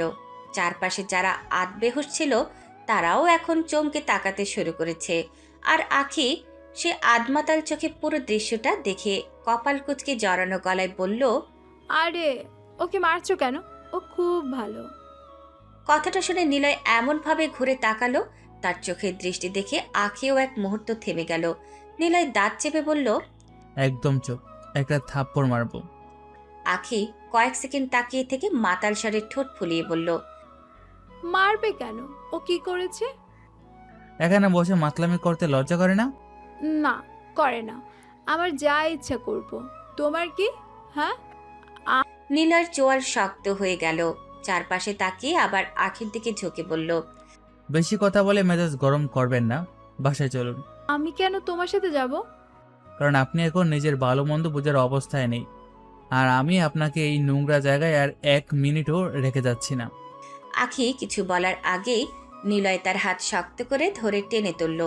আখি টলতে টলতে দাঁড়ালো, ভারসাম্য হারিয়ে প্রায় তার গায়ের উপর পড়ে গেল। ছাড়ো, আমি যাব না। আজকে আপনার না চলবে না। তারপর একবারও পেছনে না তাকিয়ে আধমাতাল আখিকে ধরে সে ক্লাবের ভেতর থেকে বেরিয়ে যেতে লাগলো।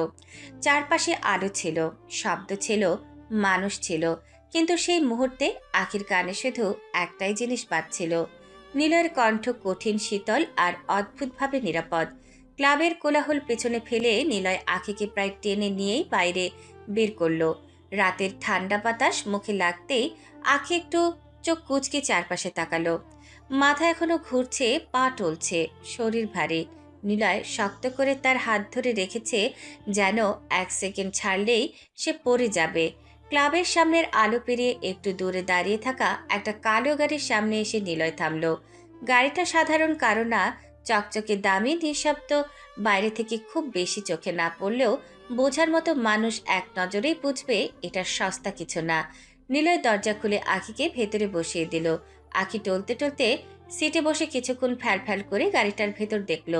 নরম লেদার সিট, নিঃশব্দ কেবিন, দামি পারফিউমের গন্ধ। মাতাল চোখেও তার কপাল কুঁচকে গেল। আখি জড়ানো গলায় বলল, তুমি তো ছোট লোক, গাড়ি কই পেলে? নিলয় দরজা বন্ধ করে ড্রাইভিং সিটে গিয়ে বসলো। তারপর একবারও তার দিকে না তাকিয়ে ঠান্ডা গলায় বলল, আপনার জানার দরকার নেই, চুপচাপ বসুন। আখির সাথে সাথে ঠোঁট বাঁকিয়ে মাথা নাড়ল। নেশার ঘরে তার জিদ আরও শিশুসুলভ হয়ে গেছে। না, আমি বসবো না, আমি চলে যাব। বলে দরজার হাতলে হাত দিতেই নিলয় দ্রুত ঝুঁকে তার হাত চেপে ধরল। আখি চমকে তার দিকে তাকালো। ছাড়ো, তুমি আমাকে কিডন্যাপ করে এনেছো। হ্যাঁ, আমি জানি তুমি আমাকে কোথাও নিয়ে যাবে। নিলয়ের ধৈর্য তখন এমনিতেই শেষের দিকে। সারা রাতের রাগ, বিরক্তি, আখির বেপরোয়া অবস্থা সব মিলিয়ে তার চোয়াল শক্ত হয়ে আছে। সে এক ঝটকায় আখিকে টেনে নিজের দিকে আনলো। আখি হঠাৎ ভারসাম্য হারিয়ে নিলয়ের একদম কাছে এসে পড়ল। দুজনের মুখের দূরত্ব মুহূর্তে কমে গেল। আখির নিঃশ্বাসের নেশার গন্ধ, চোখ আধবোজা, চুল এলোমেলো। আর নিলয়ের চোখে তখন ঠান্ডা, বিপজ্জনক সতর্কতা। নিলয় নিচু শক্ত গলায় বলল, আখি, বাড়াবাড়ি করবেন না, খারাপ হবে। আখি তার চোখের দিকে তাকিয়ে থেকেও নেশার ঘরে ঠোঁট বাঁকিয়ে দিল। কি খারাপ করবে তুমি? হ্যাঁ, তোমার কথা শুনবো না। কথাটা শেষ হতেই নিলয়ের ধৈর্যের শেষ সুতো ছিঁড়ে গেল। সে হঠাৎ আখিকে আরো কাছে টেনে আনলো। আখি কিছু বোঝার আগেই নিলয় তখন ঠোঁটে ঠোঁট ডুবিয়ে দিল। 1 সেকেন্ড, 2 সেকেন্ড, খুব কাছে, খুব হঠাৎ আখির পুরো শরীর কেঁপে উঠল। নেশার ঝাপসা চোখ এক মুহূর্তে বিস্ময় বড় হয়ে গেল। নিলয় এবার তার ঠোঁট গলার কাছে ছুঁয়ে থেকে খুব নিচু ঠান্ডা গলায় বলল, চুপ করে বসে থাকুন, ধৈর্যের পরীক্ষা নিবেন না। আখি জমে গেল। তার মুখের জেদি কথা হঠাৎ যেন কোথাও আটকে গেল। চোখ বড় বড়, নিঃশ্বাস কাঁপছে, শরীর নিস্তব্ধ। এই প্রথম কেউ তাকে এভাবে থামালো। চিৎকারে না, ভয় না, এক অদ্ভুত কঠিন কাঁপিয়ে দেওয়া কর্তৃত্বে। নিলয় ধীরে ধীরে তাকে ছেড়ে আবার নিজের সিটে সোজা হয়ে বসল। গাড়ির ভেতর নিস্তব্ধতা নেমে এলো। শুধু দুজনের ভারী নিঃশ্বাস শোনা যাচ্ছে। আখি আর একটাও কথা বলল না, শুধু চুপচাপ বসে রইল। কারণ নেশার ভেতরেও সে প্রথমবার বুঝল এই ছেলেটা শুধু আলাদা না, ভয়ঙ্কর। গাড়ির দরজা লক হতেই নিলয় আর এক মুহূর্ত সময় নষ্ট করল না। ইঞ্জিন স্টার্ট হতেই কালো গাড়িটা ধীরে ধীরে ক্লাবের আলো পেছনে ফেলে রাতের ফাঁকা রাস্তায় নেমে গেল। বাইরের শহর তখন আধ ঘুমে। স্ট্রিট লাইটের হলদে আলো, ফাঁকা মোড়, দূরে দু একটা গাড়ির শব্দ, সবকিছু শান্ত। কিন্তু গাড়ির ভেতরের বাতাস মোটেও শান্ত না। আখি প্রথমে চুপচাপই ছিল, সিটে হেলান দিয়ে আধবোজা চোখে বাইরে তাকিয়ে ছিল।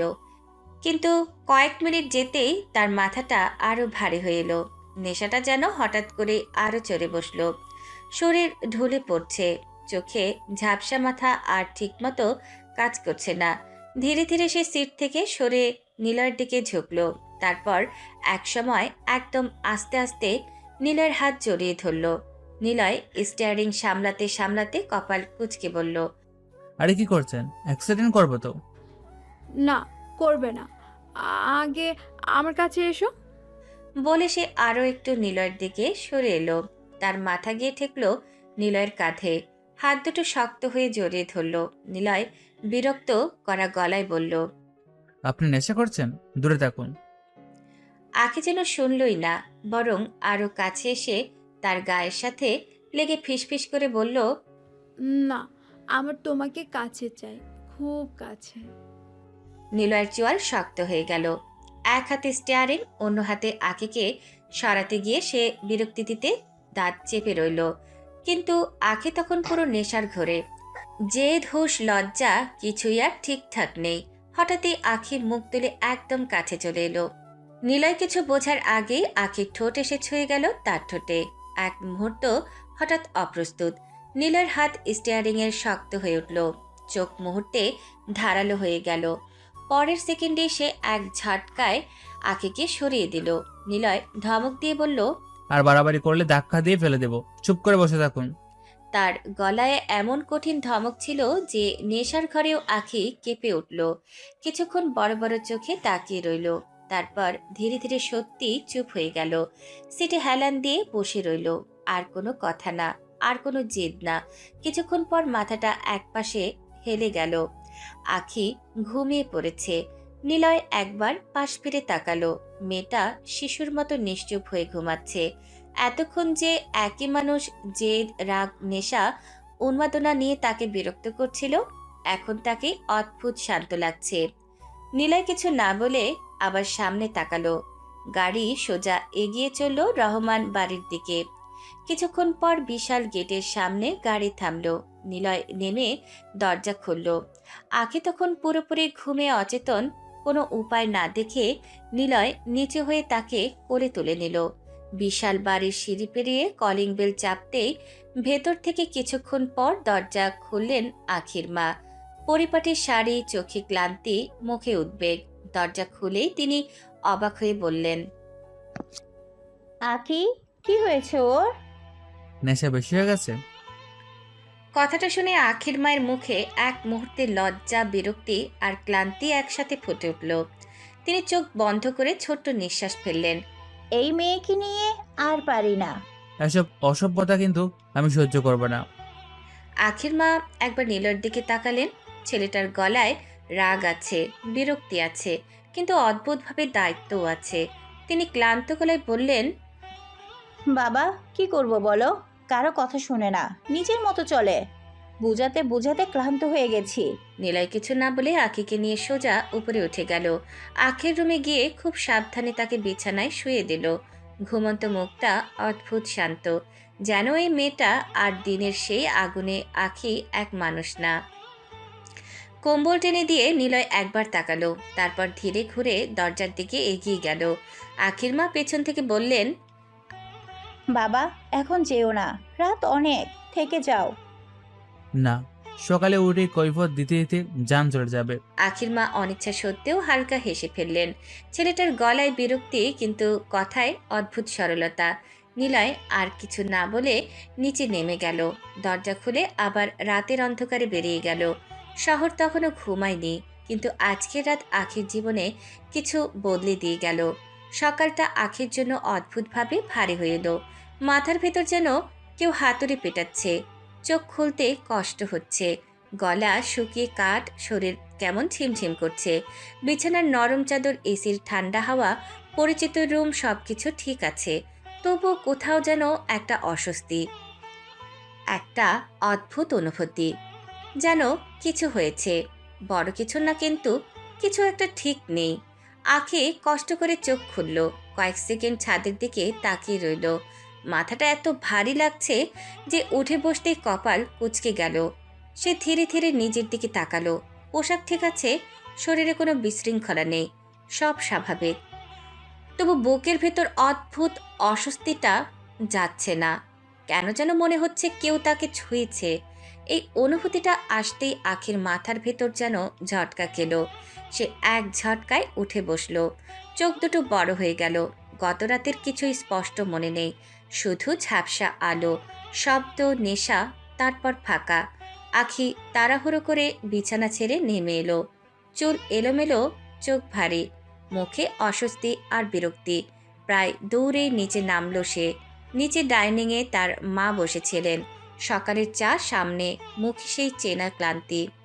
আখিকে এমন অবস্থায় নিচে নামতে দেখে তিনি একবার তাকালেন, তারপর আবার কাপের দিকে চোখ নামালেন।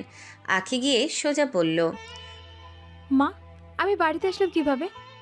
প্রশ্নটা শুনে আখির মা কাপ নামিয়ে ধীরে মাথা তুললেন। মেয়ের মুখের দিকে কয়েক সেকেন্ড তাকিয়ে থেকে ঠান্ডা গলায় বললেন, বেয়াদব মেয়ে, লজ্জা করে না? মদ খেয়ে পড়ে থাকিস, আবার সকালে এসে জিজ্ঞেস করছিস কিভাবে আসছিস। আখির মুখ বিরক্তিতে শক্ত হয়ে গেল। মাথা এমনিতেই ধরেছে, তার উপর মায়ের এই ঘুরিয়ে কথা বলা তাকে আরো চড়চড়ে করে তুলল। আখি দাঁত চেপে বলল, ঘুরিয়ে পেঁচিয়ে না বলে সত্যটা বলো। নিলয় দিয়ে গেছে। নামটা শুনে আখি যেন এক সেকেন্ডের জন্য জমে গেল, তারপর চোখ বড় হয়ে গেল। কি? ওই বেয়াদবটা? কথাটা মুখ থেকে বের হতেই আখির মা এমনভাবে তাকালেন যেন ধৈর্যের শেষ সীমাতেও মেয়ের এই কথাটা সহ্য হলো না। তুমি বেয়াদব, হ্যাঁ তুমি। রাত দুপুরে মদ খেয়ে ক্লাবে পড়ে থাকো, নিজের হুঁশ থাকে না, আর যেই ছেলে তোমাকে বাসায় এনে দিয়ে গেল তাকে বেয়াদব বলছো? আখির মুখের রাগ এক মুহূর্তের জন্য থেমে গেল, কিন্তু তার জেদ এখনো যায়নি। আখি কড়া গলায় বলল, মা, আমি ওর সাথে আসবো কেন? কারণ তুমি নিজের পায়ে দাঁড়িয়ে আসার অবস্থায় ছিলে না। আখির কপাল কুঁচকে গেল। মাথার ভেতর ঝাপসা কিছু ছবি ফিরে আসার চেষ্টা করলো। আলু গাড়ি, একটা কড়া গলা, তারপর কিছুই না। আখি ধীরে বলল, সে আমাকে একাই এনেছে? হ্যাঁ, কোলে করে উপরে পর্যন্ত দিয়ে গেছে। কথাটা শুনে আখির বুকের ভেতর কেমন যেন ধক করে উঠল। এক সেকেন্ডের জন্য সে স্থির হয়ে গেল। চোখে অদ্ভুত এক অস্বস্তি ফুটে উঠল। আখি নিচু গলায় বলল, কোলে করে? হ্যাঁ, কোলে করে, কারণ তুমি হাঁটার অবস্থায় ছিলে না। আর তোমার ওই বন্ধুরা একজনও ছিল না। যে ছেলেগুলো তোমাকে ঘিরে ঘুরে বেড়ায়, রাত শেষে কেউ ছিল না, ছিল শুধু ওই ছেলেটা। কথাটা আখির কানে গিয়ে অদ্ভুতভাবে বাজলো। শুধু ওই ছেলেটা? আখির মা ধীরে বললেন, মেয়ের সম্মান রাস্তায় পড়ে থাকলে সবাই তাকায়, কিন্তু কাঁধে তুলে বাসায় নিয়ে আসে খুব কম মানুষ। আখির চোখ প্রথমবার একদম চুপ, কারণ মাথা এখনো ব্যথা করছে, কিন্তু তার চেয়েও বেশি শব্দ করছে একটা নাম, নিলয়। আখি নিজের রুমে ফিরে দরজা লাগিয়েই কিছুক্ষণ স্থির হয়ে দাঁড়িয়ে রইল। মাথার ভেতর এখনো যেন ঝাপসা কুয়াশা মায়ের কথাগুলো কানে বাজছে। নীলের নামটা মাথার ভেতর ঘুরছে, আর বুকের ভেতর অদ্ভুত এক অস্বস্তি কেমন যেন চেপে বসে আছে। সে বিরক্ত মুখে আয়নার সামনে গিয়ে দাঁড়ালো। চোখের নিচে ক্লান্তির ছাপ, চুল এলোমেলো, মাথা ভারী, আর ভেতরে অস্বস্তি। আখি বিরক্ত হয়ে নিজের চুল এক ঝটকায় সরিয়ে বাথরুমে ঢুকে গেল। ঠান্ডা পানি গায়ে পড়তেই শরীরটা একটু হালকা লাগলো, কিন্তু মাথার ভেতরের ঝামেলা কমলো না, বরং আরও স্পষ্ট হতে লাগলো। সে চোখ বন্ধ করে শাওয়ারের নিচে দাঁড়িয়ে ভাবতে লাগলো। নীলয় আমাকে বাসে এনেছে, ও কি করে আনলো? ও কি গাড়িতে এনেছে আমাকে? কিন্তু ও গাড়ি পাবে কোথায়? ও তো একটা ছোট লোক, একটি সাধারণ সস্তা কাপড় পরা ছেলে। ও নিজের ভাড়া করে চলার অবস্থা, আর ও গাড়ি নিয়ে আমাকে বাসে পৌঁছে দেবে কিভাবে? আমি ভুল ভাবছি? শাওয়ারের পানি গড়িয়ে পড়ছে, কিন্তু আখির মাথার ভেতর প্রশ্নগুলো আরও জট পাকাতে লাগলো। ও কি কারো গাড়ি নিয়েছিল নাকি? না, অসম্ভব। আখি দ্রুত চোখ খুলল, নিজের প্রতিচ্ছবির দিকে তাকিয়ে ঠোঁট শক্ত করল। এই ছেলেটার মধ্যে কিছু আছে, আর সেই অজানা জিনিসটাই তাকে সবচেয়ে বেশি বিরক্ত করছে। কিছুক্ষণ পর রেডি হয়ে আগের মতোই ভার্সিটির উদ্দেশ্যে বের হলো আখি। পরিপাটি ঠোঁটে সেই চেনা শক্ত ভাব, বাইরে থেকে দেখে বোঝার উপায় নেই তার মাথার ভেতর সকাল থেকে শুধু একটা নাম ঘুরছে, নিলয়। ভার্সিটিতে ঢুকে খুব বেশি অপেক্ষা করতে হলো না। করিডোরের মোড় ঘুরতেই সামনে নিলয়, কাঁধে ব্যাগ, গায়ে সেই সাধারণ শার্ট, মুখে সেই অস্বস্তিকর শান্ত ভাব। আখি তাকে দেখেই থেমে গেল।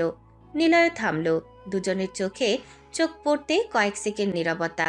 তারপর আখি ঠান্ডা কড়া গলায় বলল, কোন সাহসে তুমি আমাকে বাড়িতে দিয়ে গেছো? নিলয়ের ভ্রু সামনে উঠল, যেন প্রশ্নটা সে আশা করছিল।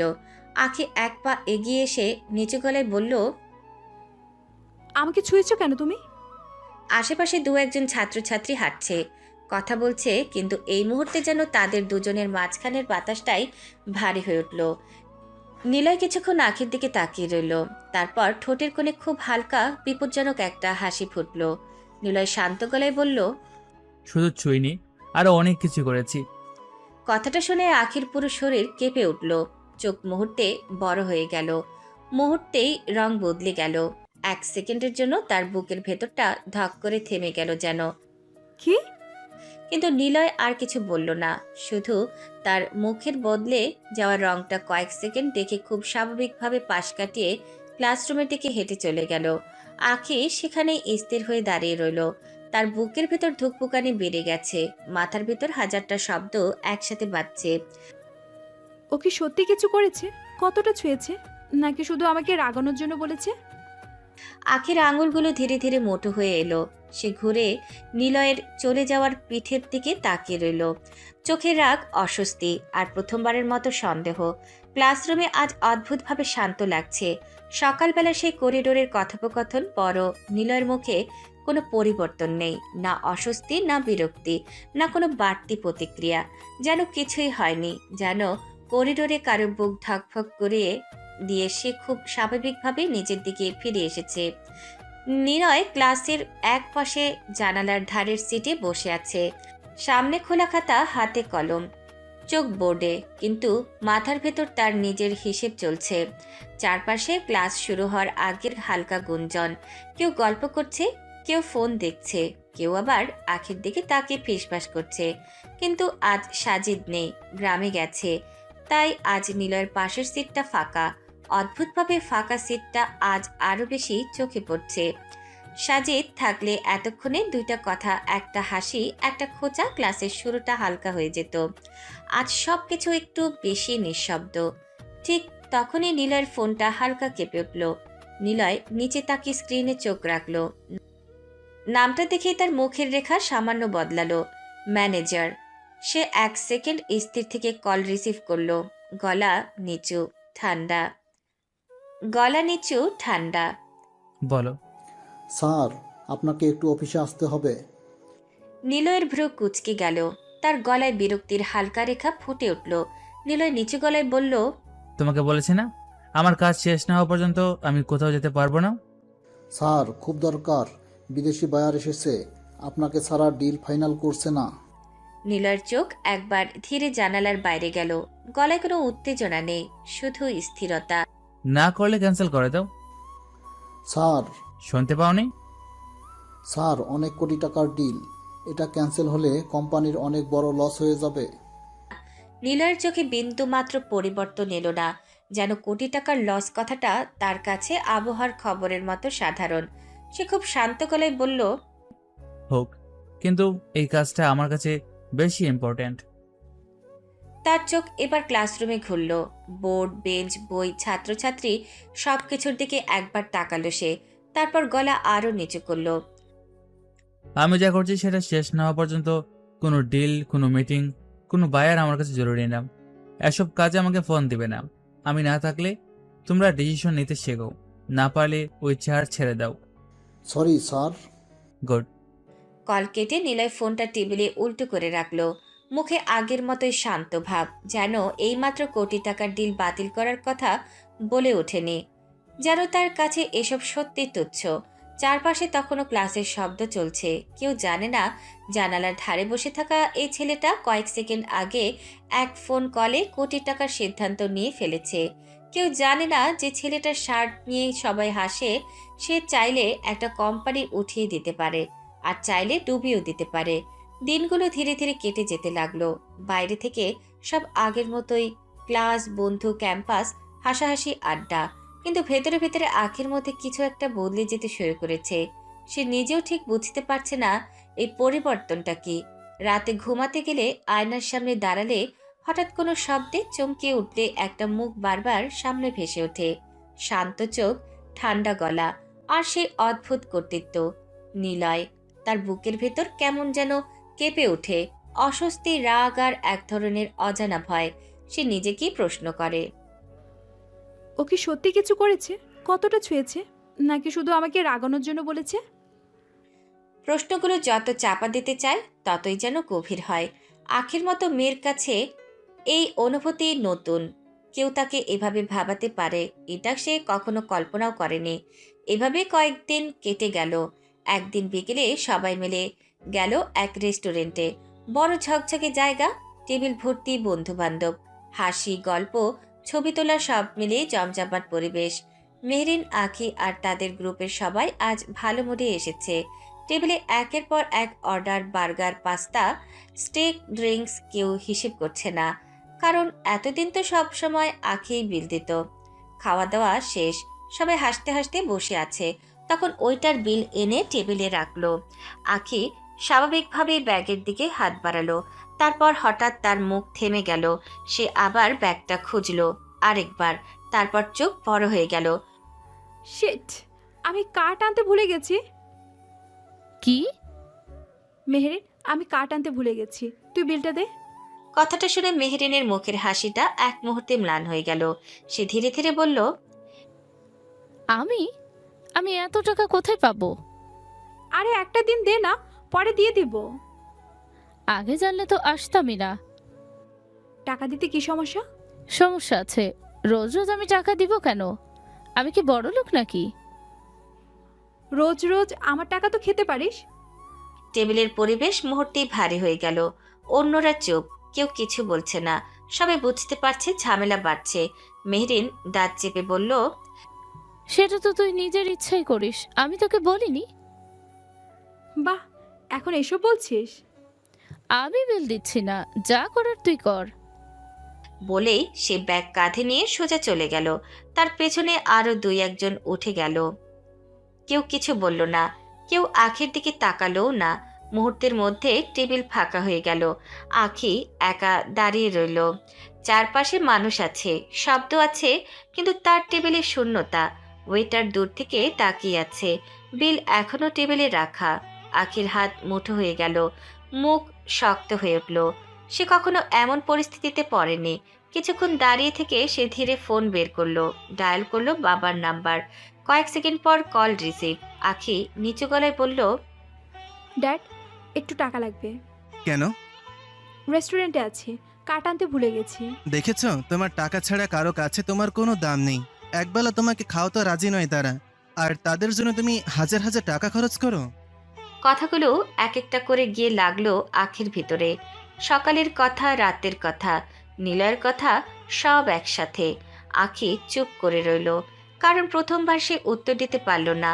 শুধু বুঝতে পারল কিছু সত্যি কথা যতই অস্বীকার করো, একসময় সামনে এসে দাঁড়ায়। সময় থেমে থাকে না। মানুষের রাগ, অপমান, অহংকার, অভিমান সবকিছুর মাঝ দিয়েও দিন কেটে যায়। ক্লাস নোট, পরীক্ষা, ব্যস্ততা সব মিলিয়ে কয়েকটা সপ্তাহ কেমন যেন দ্রুতই পার হয়ে গেল। আর আজ সেই দিন যেদিন সবার চোখ ফলাফলের বোর্ডে। সকাল থেকে ভার্সিটির নোটিশ বোর্ডের সামনে অস্বাভাবিক ভিড়। যে যার মতো ঠেলাঠালি করে ফলাফল দেখছে। কারো মুখে হাসি, কারো মুখে চিন্তা, কারো মুখে হতাশা।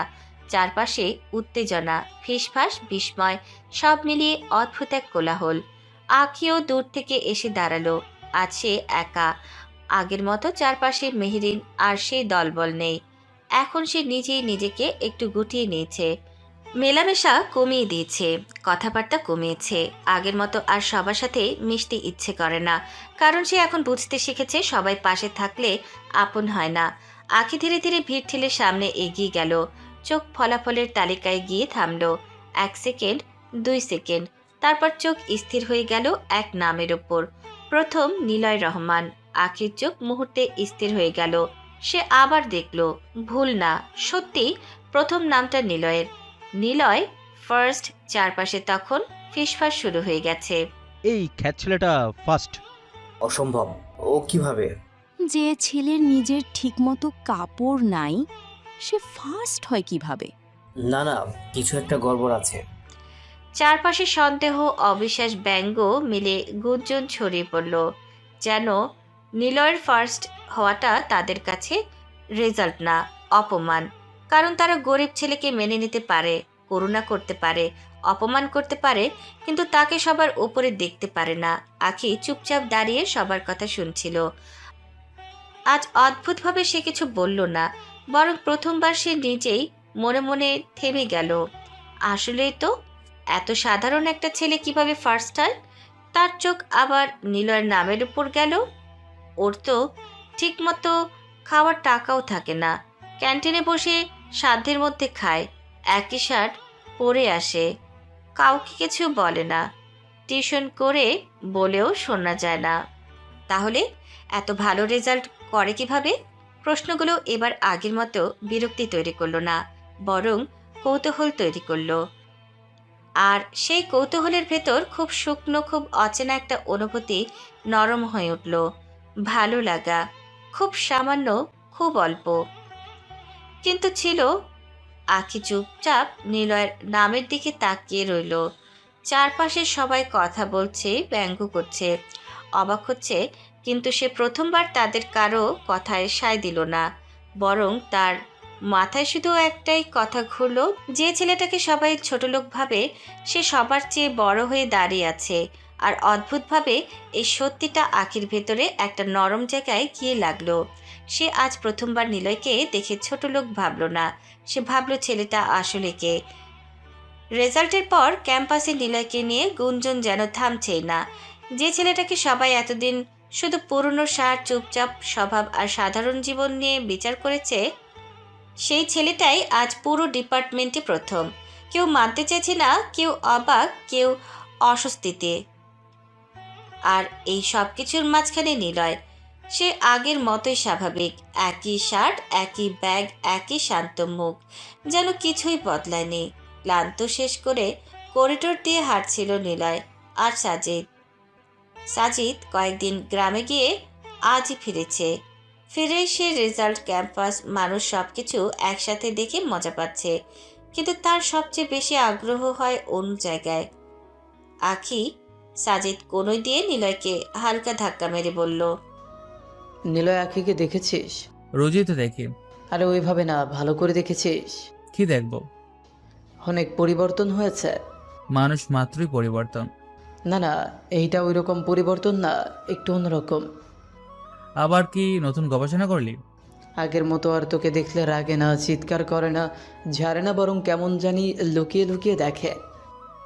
কথাটা নিলয়ের ঠোঁটের কোণে খুব হালকা হাসি ফুটল। দেখতে থাক, দেখে কুল পাবে না। সাজিদ থেমে একবার তার মুখের দিকে তাকালো, তারপর চোখ সরু করে বলল, তুই কিছু লুকাচ্ছিস? তুই বেশি ভাবিস।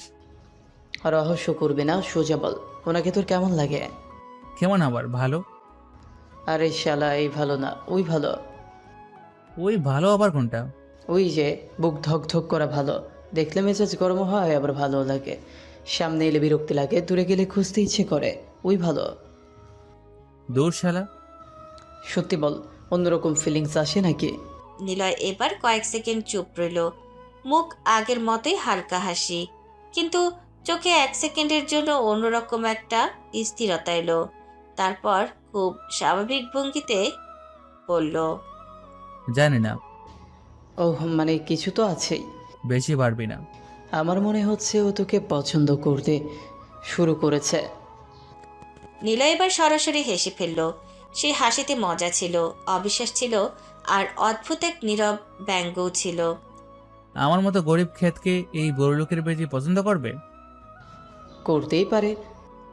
তুই সিনেমা বেশি দেখিস। না, সত্যি বলছি, মানুষ সব সময় একরকম থাকে না। আগে আগের মতো নাই, তুই না দেখলেও আমি দেখছি, ও বদলাচ্ছে। নিলয় এবার কিছু বলল না, শুধু হাঁটতে হাঁটতে সামনে তাকিয়ে রইল। সাজিদ আবার বলল, আর সবচেয়ে মজার কথা কি জানিস? কি? মানুষ তখনই বদলায় যখন কারো কথা তার মাথার ভেতর জায়গা করে নেয়। কথাটা শুনে নিলয় হালকা হাসলো, কিন্তু কিছু বলল না, কারণ সে নিজেও বুঝতে পারছে আখি বদলাচ্ছে, আর সেই বদলের শুরুটা তার থেকেই। রাত আবার নেমেছে, শহর ধীরে ধীরে নিঃশব্দ হয়ে এসেছে। চারপাশে আলো আছে, শব্দ আছে, মানুষ। তবুও রাতের একটা সময় আসে যখন সব কোলাহল থেমে গিয়ে মানুষ একা হয়ে যায় নিজের ভেতরের সাথে। আর আজ আখিও ঠিক সেই একাকিত্বের মুখোমুখি। নিজের রুমের আলো নিভিয়ে বেডে শুয়ে আছে আখি। এসির ঠান্ডা হাওয়া, নরম বিছানা, নিঃশব্দ ঘর, সবকিছু স্বাভাবিক, তবুও তার ভেতরটা অস্বাভাবিক, অস্থির। চোখ বন্ধ করলেই একটা মুখ ভেসে উঠছে, শান্ত, স্থির, বিরক্তিকর, আত্মবিশ্বাসী। নিলয় আখি বিরক্ত হয়ে পাশ ফিরল, বালিশটা টেনে বুকের কাছে চেপে ধরল, কিন্তু লাভ হলো না। যত দূরে ঠেলতে চায় ততই যেন সেই নামটা মাথার ভিতর আরও স্পষ্ট হয়ে উঠছে। সে চোখ বন্ধ করেই ভাবল, আমার সাথে কি হচ্ছে? প্রশ্নটা তার নিজের কাছে অচেনা লাগলো। সে কোনোদিন কাউকে নিয়ে এভাবে ভাবেনি, কোনো ছেলের মুখ বারবার মনে পড়েনি, কেউ তার মাথার ভেতর এভাবে জায়গা করে নেয়নি। আর এখন সে চাইছে না, তবুও হচ্ছে। আখি বিরক্তিতে চোখ খুলে ছাদের দিকে তাকালো। আমি কেন বারবার নিলয়কে দেখি? কেন ওর কথা ভাবি? কেন ওর বলা কথাগুলো মাথায় বাজে? তার বুকের ভেতর ধুকপুকানি একটু বেড়ে গেল। সে বিরক্ত হয়ে নিজেকেই ধমকালো, কি হচ্ছে আমার? একটা ছোট লোক গরিব খ্যাত ছেলেকে নিয়ে আমি ভাবছি। কথাটা ভেবেই তার মুখ কুঁচকে গেল, কিন্তু পরের মুহূর্তেই নিজের ভেতর থেকেই আরেকটা প্রশ্ন উঠে এলো। ছোট লোক হলে কি, গরিব হলে কি, ভালো লাগে কি অন্যায়? প্রশ্নটা আসতেই সে নিজেই চমকে উঠল, বুকের ভেতর কেমন যেন ধক করে উঠল। সে হঠাৎ উঠে বসল, মুখে অবিশ্বাস, চোখে অস্বস্তি। ভালো লাগা নিলয়কে সে কয়েক সেকেন্ড স্থির হয়ে বসে রইল, যেন নিজের ভেতর কথাটা নিজেই বিশ্বাস করতে পারছে না। কিন্তু যত অস্বীকার করতে চাইছে ততই স্পষ্ট হচ্ছে সে নিলয়কে শুধু সহ্য করছে না, সে নিলয়কে ভাবছে। আর এই ভাবনাটা আর বিরক্তির মধ্যে আটকে নেই, এর ভেতর অন্য কিছু আছে। আখি ধীরে ধীরে আবার বালিশে মাথা রাখলো, চোখ বন্ধ করলো, ঠোঁটের কোণে অদ্ভুত এক অনিশ্চিত নিঃশ্বাস। ভালো লাগাতে তো অন্যায় নাই। কিন্তু এই স্বীকারোক্তিটা সে কাউকে বলবে না, এখনো না, নিজেকেও পুরোপুরি না। অন্যদিকে এই শহরের একদম অন্য প্রান্তে আলো ঝলমলে কাজ ঘেরা এক কর্পোরেট ফ্লোরে বসে আছে নিলয়। না, সে ছোট্ট ভাড়া করা রুমে না, আজ রাতটা অন্যরকম। সামনে বিশাল কনফারেন্স টেবিল, চারপাশে কাচের দেয়াল, নিচে শহরের আলো। টেবিলের উপর ল্যাপটপ, ফাইল, প্রজেকশন স্ক্রিন, আর মাঝখানে বসে আছে নিলয়, একদম অন্যরকম। কালো শার্ট, হাতা গোটানো, চোখে ঠান্ডা স্থিরতা, কণ্ঠে কর্তৃত্ব। ল্যাপটপের স্ক্রিনে ভিডিও কনফারেন্স চলছে। ওপাশে বিদেশি কয়েকজন বড় ব্যবসায়ী, ইউরোপের একটা মাল্টিন্যাশনাল কোম্পানির board member, investor, legal team, সবাই অনলাইনে। আজ রাতের মিটিংটা ছোট কিছু না, একটা বিশাল আন্তর্জাতিক ডিল ফাইনাল হবে আজ। স্ক্রিনে এক বিদেশি ভদ্রলোক ইংরেজিতে বললেন, Mr. Niloy, if we sign this tonight, this will be the biggest acquisition of the quarter. Niloy চেয়ারে হেলান দিয়ে বসে ঠান্ডা চোখে স্ক্রিনের দিকে তাকিয়ে রইল। তার মুখে কোনো উত্তেজনা নেই, যেন কয়েকশো কোটি টাকার সিদ্ধান্ত না, সাধারণ একটা আলোচনা চলছে। সে শান্ত গলায় বলল, then let's not waste time, final draft. সাথে সাথে স্ক্রিনে কয়েকটা ডকুমেন্ট ভেসে উঠল।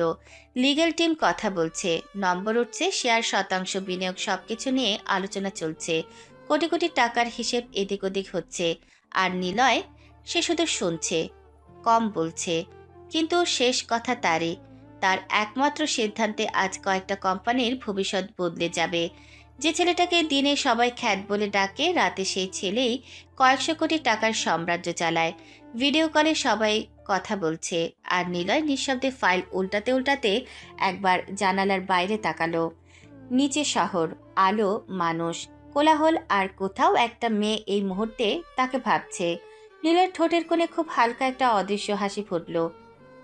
তারপর আবার স্ক্রিনের দিকে তাকালো। Business first, feelings letter. কয়েকটা দিন কেটে গেছে। ভার্সিটি জীবন আবার আগের মতোই চলছে। ক্লাস, করিডোর, ক্যান্টিন, মানুষের ফিসফাস আর চোখের আড়ালে লুকানো নানা গল্প। কিন্তু এই কয়েকদিনের আখের ভিতরেও একটা অদ্ভুত পরিবর্তন এসেছে। সে আর আগের মতো তাড়াহুড়ো করে রাগ দেখায় না, সবার সাথে মিশেও না, আবার একদম একা থাকতেও চায় না। সে যেন মাঝখানে কোথাও আটকে আছে নিজের ভেতরের অজানা অনুভূতির সাথে। সেদিন বিকেলের ক্যাম্পাসের করিডোরে হাঁটছিল আখি। দূর থেকে তার চোখ হঠাৎ থেমে গেল। নিলয় দাঁড়িয়ে আছে করিডোরের এক পাশে, আর তার সামনে একটা মেয়ে হেসে হেসে কথা বলছে, খুব স্বাভাবিক, খুব স্বচ্ছন্দ। মেয়েটা বারবার হাসছে, নিলয় হালকা হাসছে। দৃশ্যটা বাইরে থেকে খুব সাধারণ, খুব নির্দোষ, কিন্তু আখের বুকের ভিতর অদ্ভুতভাবে কিছু একটা মোচড় দিয়ে উঠল। সে এক সেকেন্ড দাঁড়িয়ে রইল, তারপর চোখ সরু হয়ে গেল। ভেতরে ভেতরে একটা অজানা গরম অনুভূতি ছড়িয়ে পড়ছে। রাগ না অস্বস্তি, না তাহলে কি? আখি নিজেই বুঝতে পারল না, কিন্তু পা নিজে থেকেই এগিয়ে গেল। সে সরাসরি গিয়ে দাঁড়ালো তাদের সামনে। মেয়েটা একটু চমকে গেল। নিলয়ও আখির দিকে তাকালো, কিন্তু তার মুখে কোনো পরিবর্তন নেই। আখি কড়া গলায় বলল, ওর সাথে কিসের কথা? আপনাকে বলতে হবে? হ্যাঁ, বলতে হবে। নিলয় হালকা হাসলো, তারপর খুব স্বাভাবিক গলায় বলল, পারবো না। থাকো তো ভদ্র সেজে, আসলে তুমি একটা অভদ্র। যা মনে করেন। তোমাকে ছাড়বো না আমি। দৌড়লেন কখন? যে ছাড়বেন। অসভ্য, আমি বাবাকে বলে দেব তুমি অন্য মেয়েদের সাথে কথা বলো। তারপর তারপর বাবা বুঝবে তুমি কেমন ছেলে, কার সাথে আমার বিয়ে দিয়েছে। কথাটা বলার পর আখি নিজেই থেমে গেল। বিয়ে শব্দটা যেন হঠাৎ বাতাস ভারী করে দিল। নিলয় কয়েক সেকেন্ড চুপ করে আখির দিকে তাকিয়ে রইল। তারপর খুব নিচু শান্ত গলায় বলল, সত্যি কি বিয়ে মানেন আপনি? তুমি সত্যি বেয়াদব। বলে সে রাগে ঘুরে চলে গেল। তার পায়ের শব্দ করিডোরে ধীরে ধীরে মিলিয়ে গেল। নিলয় সেখানেই দাঁড়িয়ে রইল। মুখে কোনো প্রতিক্রিয়া নেই, কিন্তু চোখে একটা অদ্ভুত স্থিরতা, যেন সে কিছু একটা জানে। ঠিক তখনই পাশ থেকে সাজিদ এসে দাঁড়ালো, মুখে অবাক ভাব। কি বললো ভাই, তোদের বিয়ে হয়েছে? হ্যাঁ। কি বলিস, কবে? অনেক আগে। আমি গরিব বলে ও মানেনি আমাকে। সাজিদ চুপ হয়ে গেল। তার মুখে প্রশ্ন, চোখে অবিশ্বাস, আর ভেতরে ধীরে ধীরে জন্ম নিচ্ছে আরেকটা ভাবনা। এই গল্পটা আসলে যতটা সাধারণ মনে হচ্ছে ততটা সাধারণ না। আখি সেদিন ভার্সিটির করিডোর থেকে বের হয়ে আর এক মুহূর্তও দেরি করলো না। বুকের ভেতর জমে থাকা রাগ, অস্বস্তি আর অদ্ভুত একটা অজানা কষ্ট সব একসাথে মাথায় চড়ে বসেছে। তার পা যেন নিজের ইচ্ছেতেই দ্রুত বাড়ির দিকে এগিয়ে গেল। বাড়িতে ঢুকেই সে আর নিজেকে সামলাতে পারল না। দরজা বন্ধ হওয়ার আগেই সোজা বাবার রুমে ঢুকে গেল। চোখে রাগ, কণ্ঠে অভিযোগ, আর মুখে সেই একটাই নাম, নিলয়। আখি একদম দাঁড়িয়ে বলল, বাবা, তোমার আদরের জামাই মেয়েদের সাথে হেসে কথা বলে, ফ্লার্ট করে। আরিফ রহমান কাগজ থেকে চোখ তুলে মেয়ের দিকে তাকালেন। তার মুখে কোনো তাড়াহুড়ো নেই, কোনো বিস্ময় নেই, শুধু একটা স্থির শান্তি। তিনি ধীরে ধীরে বললেন, সমস্যা কি? তুমি ওকে মানো না? না মানলে কি ও কথা বলবে কেন? আরিফ রহমান চেয়ার থেকে উঠে ধীরে মেয়ের সামনে দাঁড়ালেন। গলায় কঠিনতা না থাকলেও কথায় ছিল স্পষ্ট যুক্তি। আরিফ রহমান বললেন, তুমি যখন মানো না তখন ও কি করবে? তোমাকে থামিয়ে রাখবে নাকি নিজের জীবন থামিয়ে দেবে? আখি এক সেকেন্ড চুপ। তার ভেতরের রাগটা যেন আরো বেড়ে গেল, কিন্তু ঠিক শব্দ খুঁজে পাচ্ছে না। সে দাঁত চেপে বলল, বাবা, ও বেয়াদব। বেয়াদব না, কিন্তু তুমি ওকে যেভাবে ভাবছো সেটাও ঠিক না। আখি আর কিছু শুনল না। তার চোখে রাগ জমে আছে, কিন্তু এখন সেটা মিশে গেছে এক ধরনের অদ্ভুত অস্থিরতায়। সে হঠাৎ ঘুরে রুমের দিকে চলে গেল। দরজা লাগিয়ে আখি একা হয়ে গেল। রুমের ভেতর নীরবতা, শুধু তার নিজের শ্বাস প্রশ্বাসের শব্দ। সে বিছানার পাশে দাঁড়িয়ে নিজের চুল টেনে ধরল। মুখে বিরক্তি, চোখে অস্বস্তি, আর ভেতরে ফুটছে চাপা জ্বালা। আখি নিজেকেই বলতে লাগলো, বউ রেখে মেয়েদের সাথে কথা, বেয়াদব একটা। সে হাঁটাহাঁটি করতে লাগলো রুমের ভেতর, কখনো বসছে কখনো উঠছে, যেন নিজের রাগ নিজেই সামলাতে পারছে না। কিন্তু বারবার একটা জিনিসই মাথায় ফিরে আসছে, নিলয়ের হাসি, নিলয়ের শান্ত চোখ, আর তার বলা কথাটা। আপনি কি সত্যি বিয়ে মানেন? আখি থেমে গেল। চোখে রাগ ছিল, কিন্তু এখন তার ভেতরে রাগের সাথে মিশে গেছে অদ্ভুত এক অনিশ্চয়তা। সে নিচু গলায় নিজেকেই বলল, বেয়াদব একটা। কিন্তু এই শব্দটা আর আগের মতো শক্ত শোনালো না, বরং কোথাও যেন তার ভেতরে খুব ধীরে ধীরে প্রশ্ন জেগে উঠছে।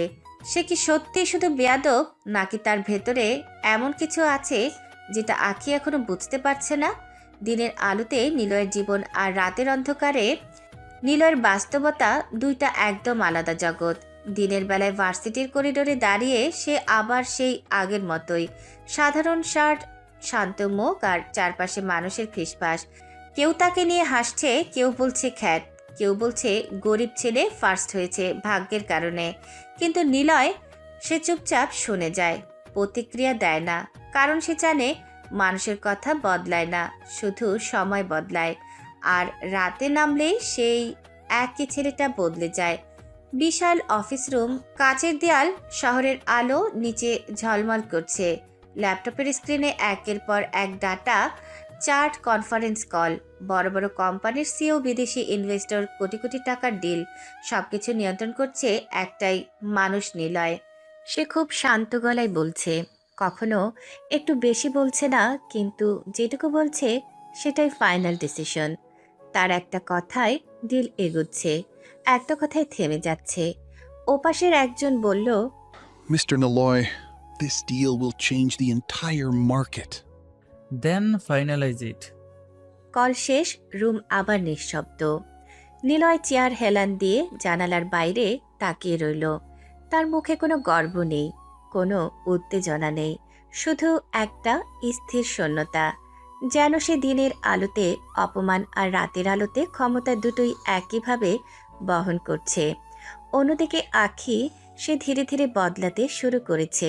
নিজেও বুঝতে পারছে না কখন কখন নীলের মুখটা রাগের বদলে অভ্যাস হয়ে গেছে, কখন তার কথা অস্বস্তির বদলে চিন্তা হয়ে গেছে, আর কখন সেই চিন্তা বদলে গেছে অন্য কিছুর দিকে।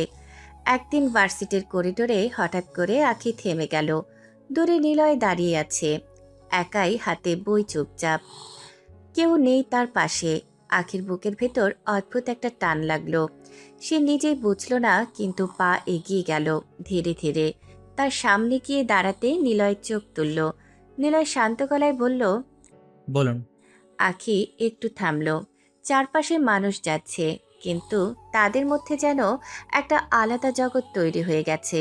সে নিচু গলায় বলল, দূরে চলো। এবার বলুন। আখি এক গভীর শ্বাস নিল। তার চোখে এখন আর আগের মতো রাগ নেই, আছে একটা সিদ্ধান্ত। সে স্পষ্ট গলায় বলল, আমি এই বিয়েটা মেনে নিচ্ছি। হঠাৎ? হঠাৎ না, তুমি আস্তে আস্তে আমার মনের মধ্যে জায়গা করে নিয়েছো। আমি বের করতে পারছি না। আমি তো গরিব। সমস্যা নেই, আমি তাও মেনে নিচ্ছি। তাহলে বাসর রাতে আমাকে অপমান করে তাড়িয়ে দিয়েছিলেন কেন? কারণ তখন তোমাকে পছন্দ ছিল না। হঠাৎ করে বাবা একটা ছেলের সাথে বিয়ে দিল, তাও তুমি গরিব ছিলে, তাই রাগ হয়েছিল। আমি তো এখনো গরিব। এখন আমি তোমাকে ভালোবাসি, তাই গরিব বড়লোক কিছুই এখন আমার ব্যাপার না। নীলার মুখে কোনো হাসি নেই, কোনো রাগ নেই, শুধু একটা গভীর স্থিরতা। সে ধীরে বলল, ভালোবাসা এত সহজে বলেছে? আমারটা গেছে, এখন তোমারটা বলো। ভার্সিটির করিডোরে তখন হঠাৎ এক অদ্ভুত নীরবতা নেমে এলো। দূর থেকে একটা কালো গাড়ি এসে থামতেই আশেপাশের ছাত্রছাত্রীদের চোখ সেদিকে আটকে গেল। এমন গাড়ি এই ক্যাম্পাসে খুব কমই আসে, ঝকঝকে দামি, যেন শহরের ক্ষমতার একটা টুকরো এসে দাঁড়িয়েছে এখানে। আখি ভ্রুকুচকে তাকিয়ে রইল। তার পাশেই নিলয় দাঁড়িয়ে আছে, একদম স্বাভাবিক ভঙ্গিতে। আখি ধীরে বলল, এটা কার? নিলয় একবার গাড়িটার দিকে তাকালো, তারপর আবার আখির দিকে। তার চোখে কোনো তাড়াহুড়ো নেই। আমার। কি সব বলছো তুমি নিলয়? নিলয় ঠোঁটে এবার খুব হালকা একটা হাসি ফুটল, কিন্তু সেই হাসিতে কোনো মজা ছিল না, ছিল এক ধরনের শান্ত আত্মবিশ্বাস। সত্যি বলছি। তারপর সে ধীরে ধীরে সামনে এগিয়ে গেল। চারপাশের ছাত্রছাত্রীরা যেন নিঃশ্বাস বন্ধ করে দেখছে। নিলয় গাড়ির দিকে ইশারা করে বলল, আমি কোনো খ্যাত সাধারণ ছেলে না, আমি শহরের টপ বিলিয়নিয়ার। কথাটা বাতাসে ছড়িয়ে পড়তেই চারপাশে গুঞ্জন শুরু হয়ে গেল। কেউ অবাক, কেউ বিশ্বাস করতে পারছে না, কেউ ফিসফিস করে বলছে, এটা কি সত্যি? তুমি এসব কি বলছো নিলয়? আপনি যে আমাকে দেখেছেন সেটা ছিল একটা মুখোশ। আপনার জন্যই আমি এটা করেছি। কেন করেছো? আমার আপনাকে দেখে ভালো লেগেছিল, কিন্তু পরে মনে হলো আমার টাকা থেকে আপনি সহজে রাজি হয়ে যাবেন। তাই আপনার বাবাকে আমার পরিচয় লুকাতে বলেছিলাম। তিনি আপনাকে বললেন আমি গরিব। তাহলে এই নাটক কেন? আপনাকে বোঝার জন্য। আমি দেখতে চেয়েছিলাম আপনি সত্যি ভালোবাসতে পারেন কিনা টাকা ছাড়া। আপনি অপমান করেছেন, দূরে ঠেলেছেন, কারণ ভেবেছিলেন আমি গরিব, কিন্তু এখন আপনি আমাকে ভালোবাসেন। চারপাশে সবাই চুপ, পুরো ভার্সিটি যেন এই মুহূর্তে থমকে গেছে। নিলয় ধীরে বলল, এখন চলুন আমার বাড়িতে। আগে কিছু বলতে পারল না, তার চোখে শুধু প্রশ্ন আর বিস্ময়। কালো গাড়ির দরজা খুলে গেল। নিলয় সামনে দাঁড়িয়ে আখির দিকে তাকালো, তারপর খুব শান্ত গলায় বলল, এবার আসল সত্যটা দেখবেন।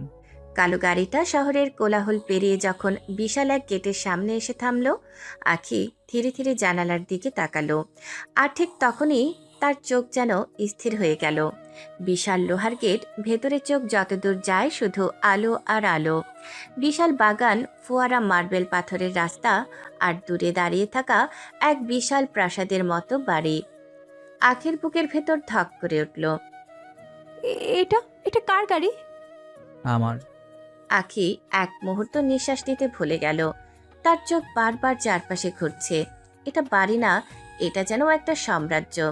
আখির নিজের বড়লোক হওয়া সত্ত্বেও সে জানে এমন জিনিস সে কখনো দেখেনি।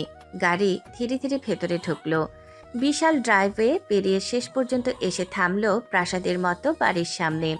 দরজা খুলতেই ঠান্ডা বাতাস আর নিখুঁত আলোর ঝলক আখির চোখে লাগলো। আখি ধীরে ধীরে নেমে দাঁড়ালো। তার চোখ বড় বড়, মুখে কোনো কথা নেই, শুধু বিস্ময়। এত বড় বাড়ি! স্বাগতম। রাতটা ধীরে ধীরে নেমে এলো। বাইরের পৃথিবী দূরে, ভেতরের এই প্রাসাদে শুধু আলো ও নীরবতা আর দুটো মানুষ। আখি একা বসেছিল বিশাল একটা রুমে। চারপাশে নরম আলো, বড় বড় জানালা আর নিখুঁত সাজানো ঘর। সে নিজেকে একটু অস্বস্তিতে অনুভব করছিল। এটা তার অভ্যাসের বাইরে, তার ভাবনার বাইরে। দরজা খুলল, নিলয় ভেতরে ঢুকলো। কোনো শব্দ নেই, শুধু তার উপস্থিতি। আখি ধীরে উঠে দাঁড়ালো। তুমি হিসাব মতো আজ কিন্তু আমাদের বাসর রাত। তুমি পাগল নাকি? নিলয় ধীরে তার কাছে এসে দাঁড়ালো। কোনো তাড়াহুড়ো নেই, শুধু একটা নিশ্চিততা। সে আখির মুখটা হালকা করে তুলে ধরল। নিলয়ের চোখ আখির চোখে স্থির। জানেন একটা জিনিস, আমার ভালো লেগেছে আপনার মধ্যে। কি?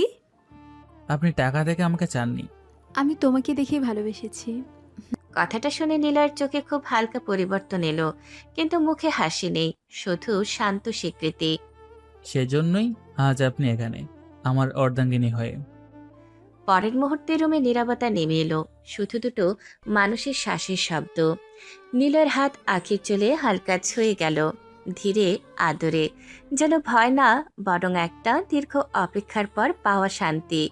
আখি চোখ বন্ধ করলো। তার ভেতরের সব সন্দেহ, সব রাগ, সব দ্বিধা ধীরে ধীরে গলে যেতে লাগলো।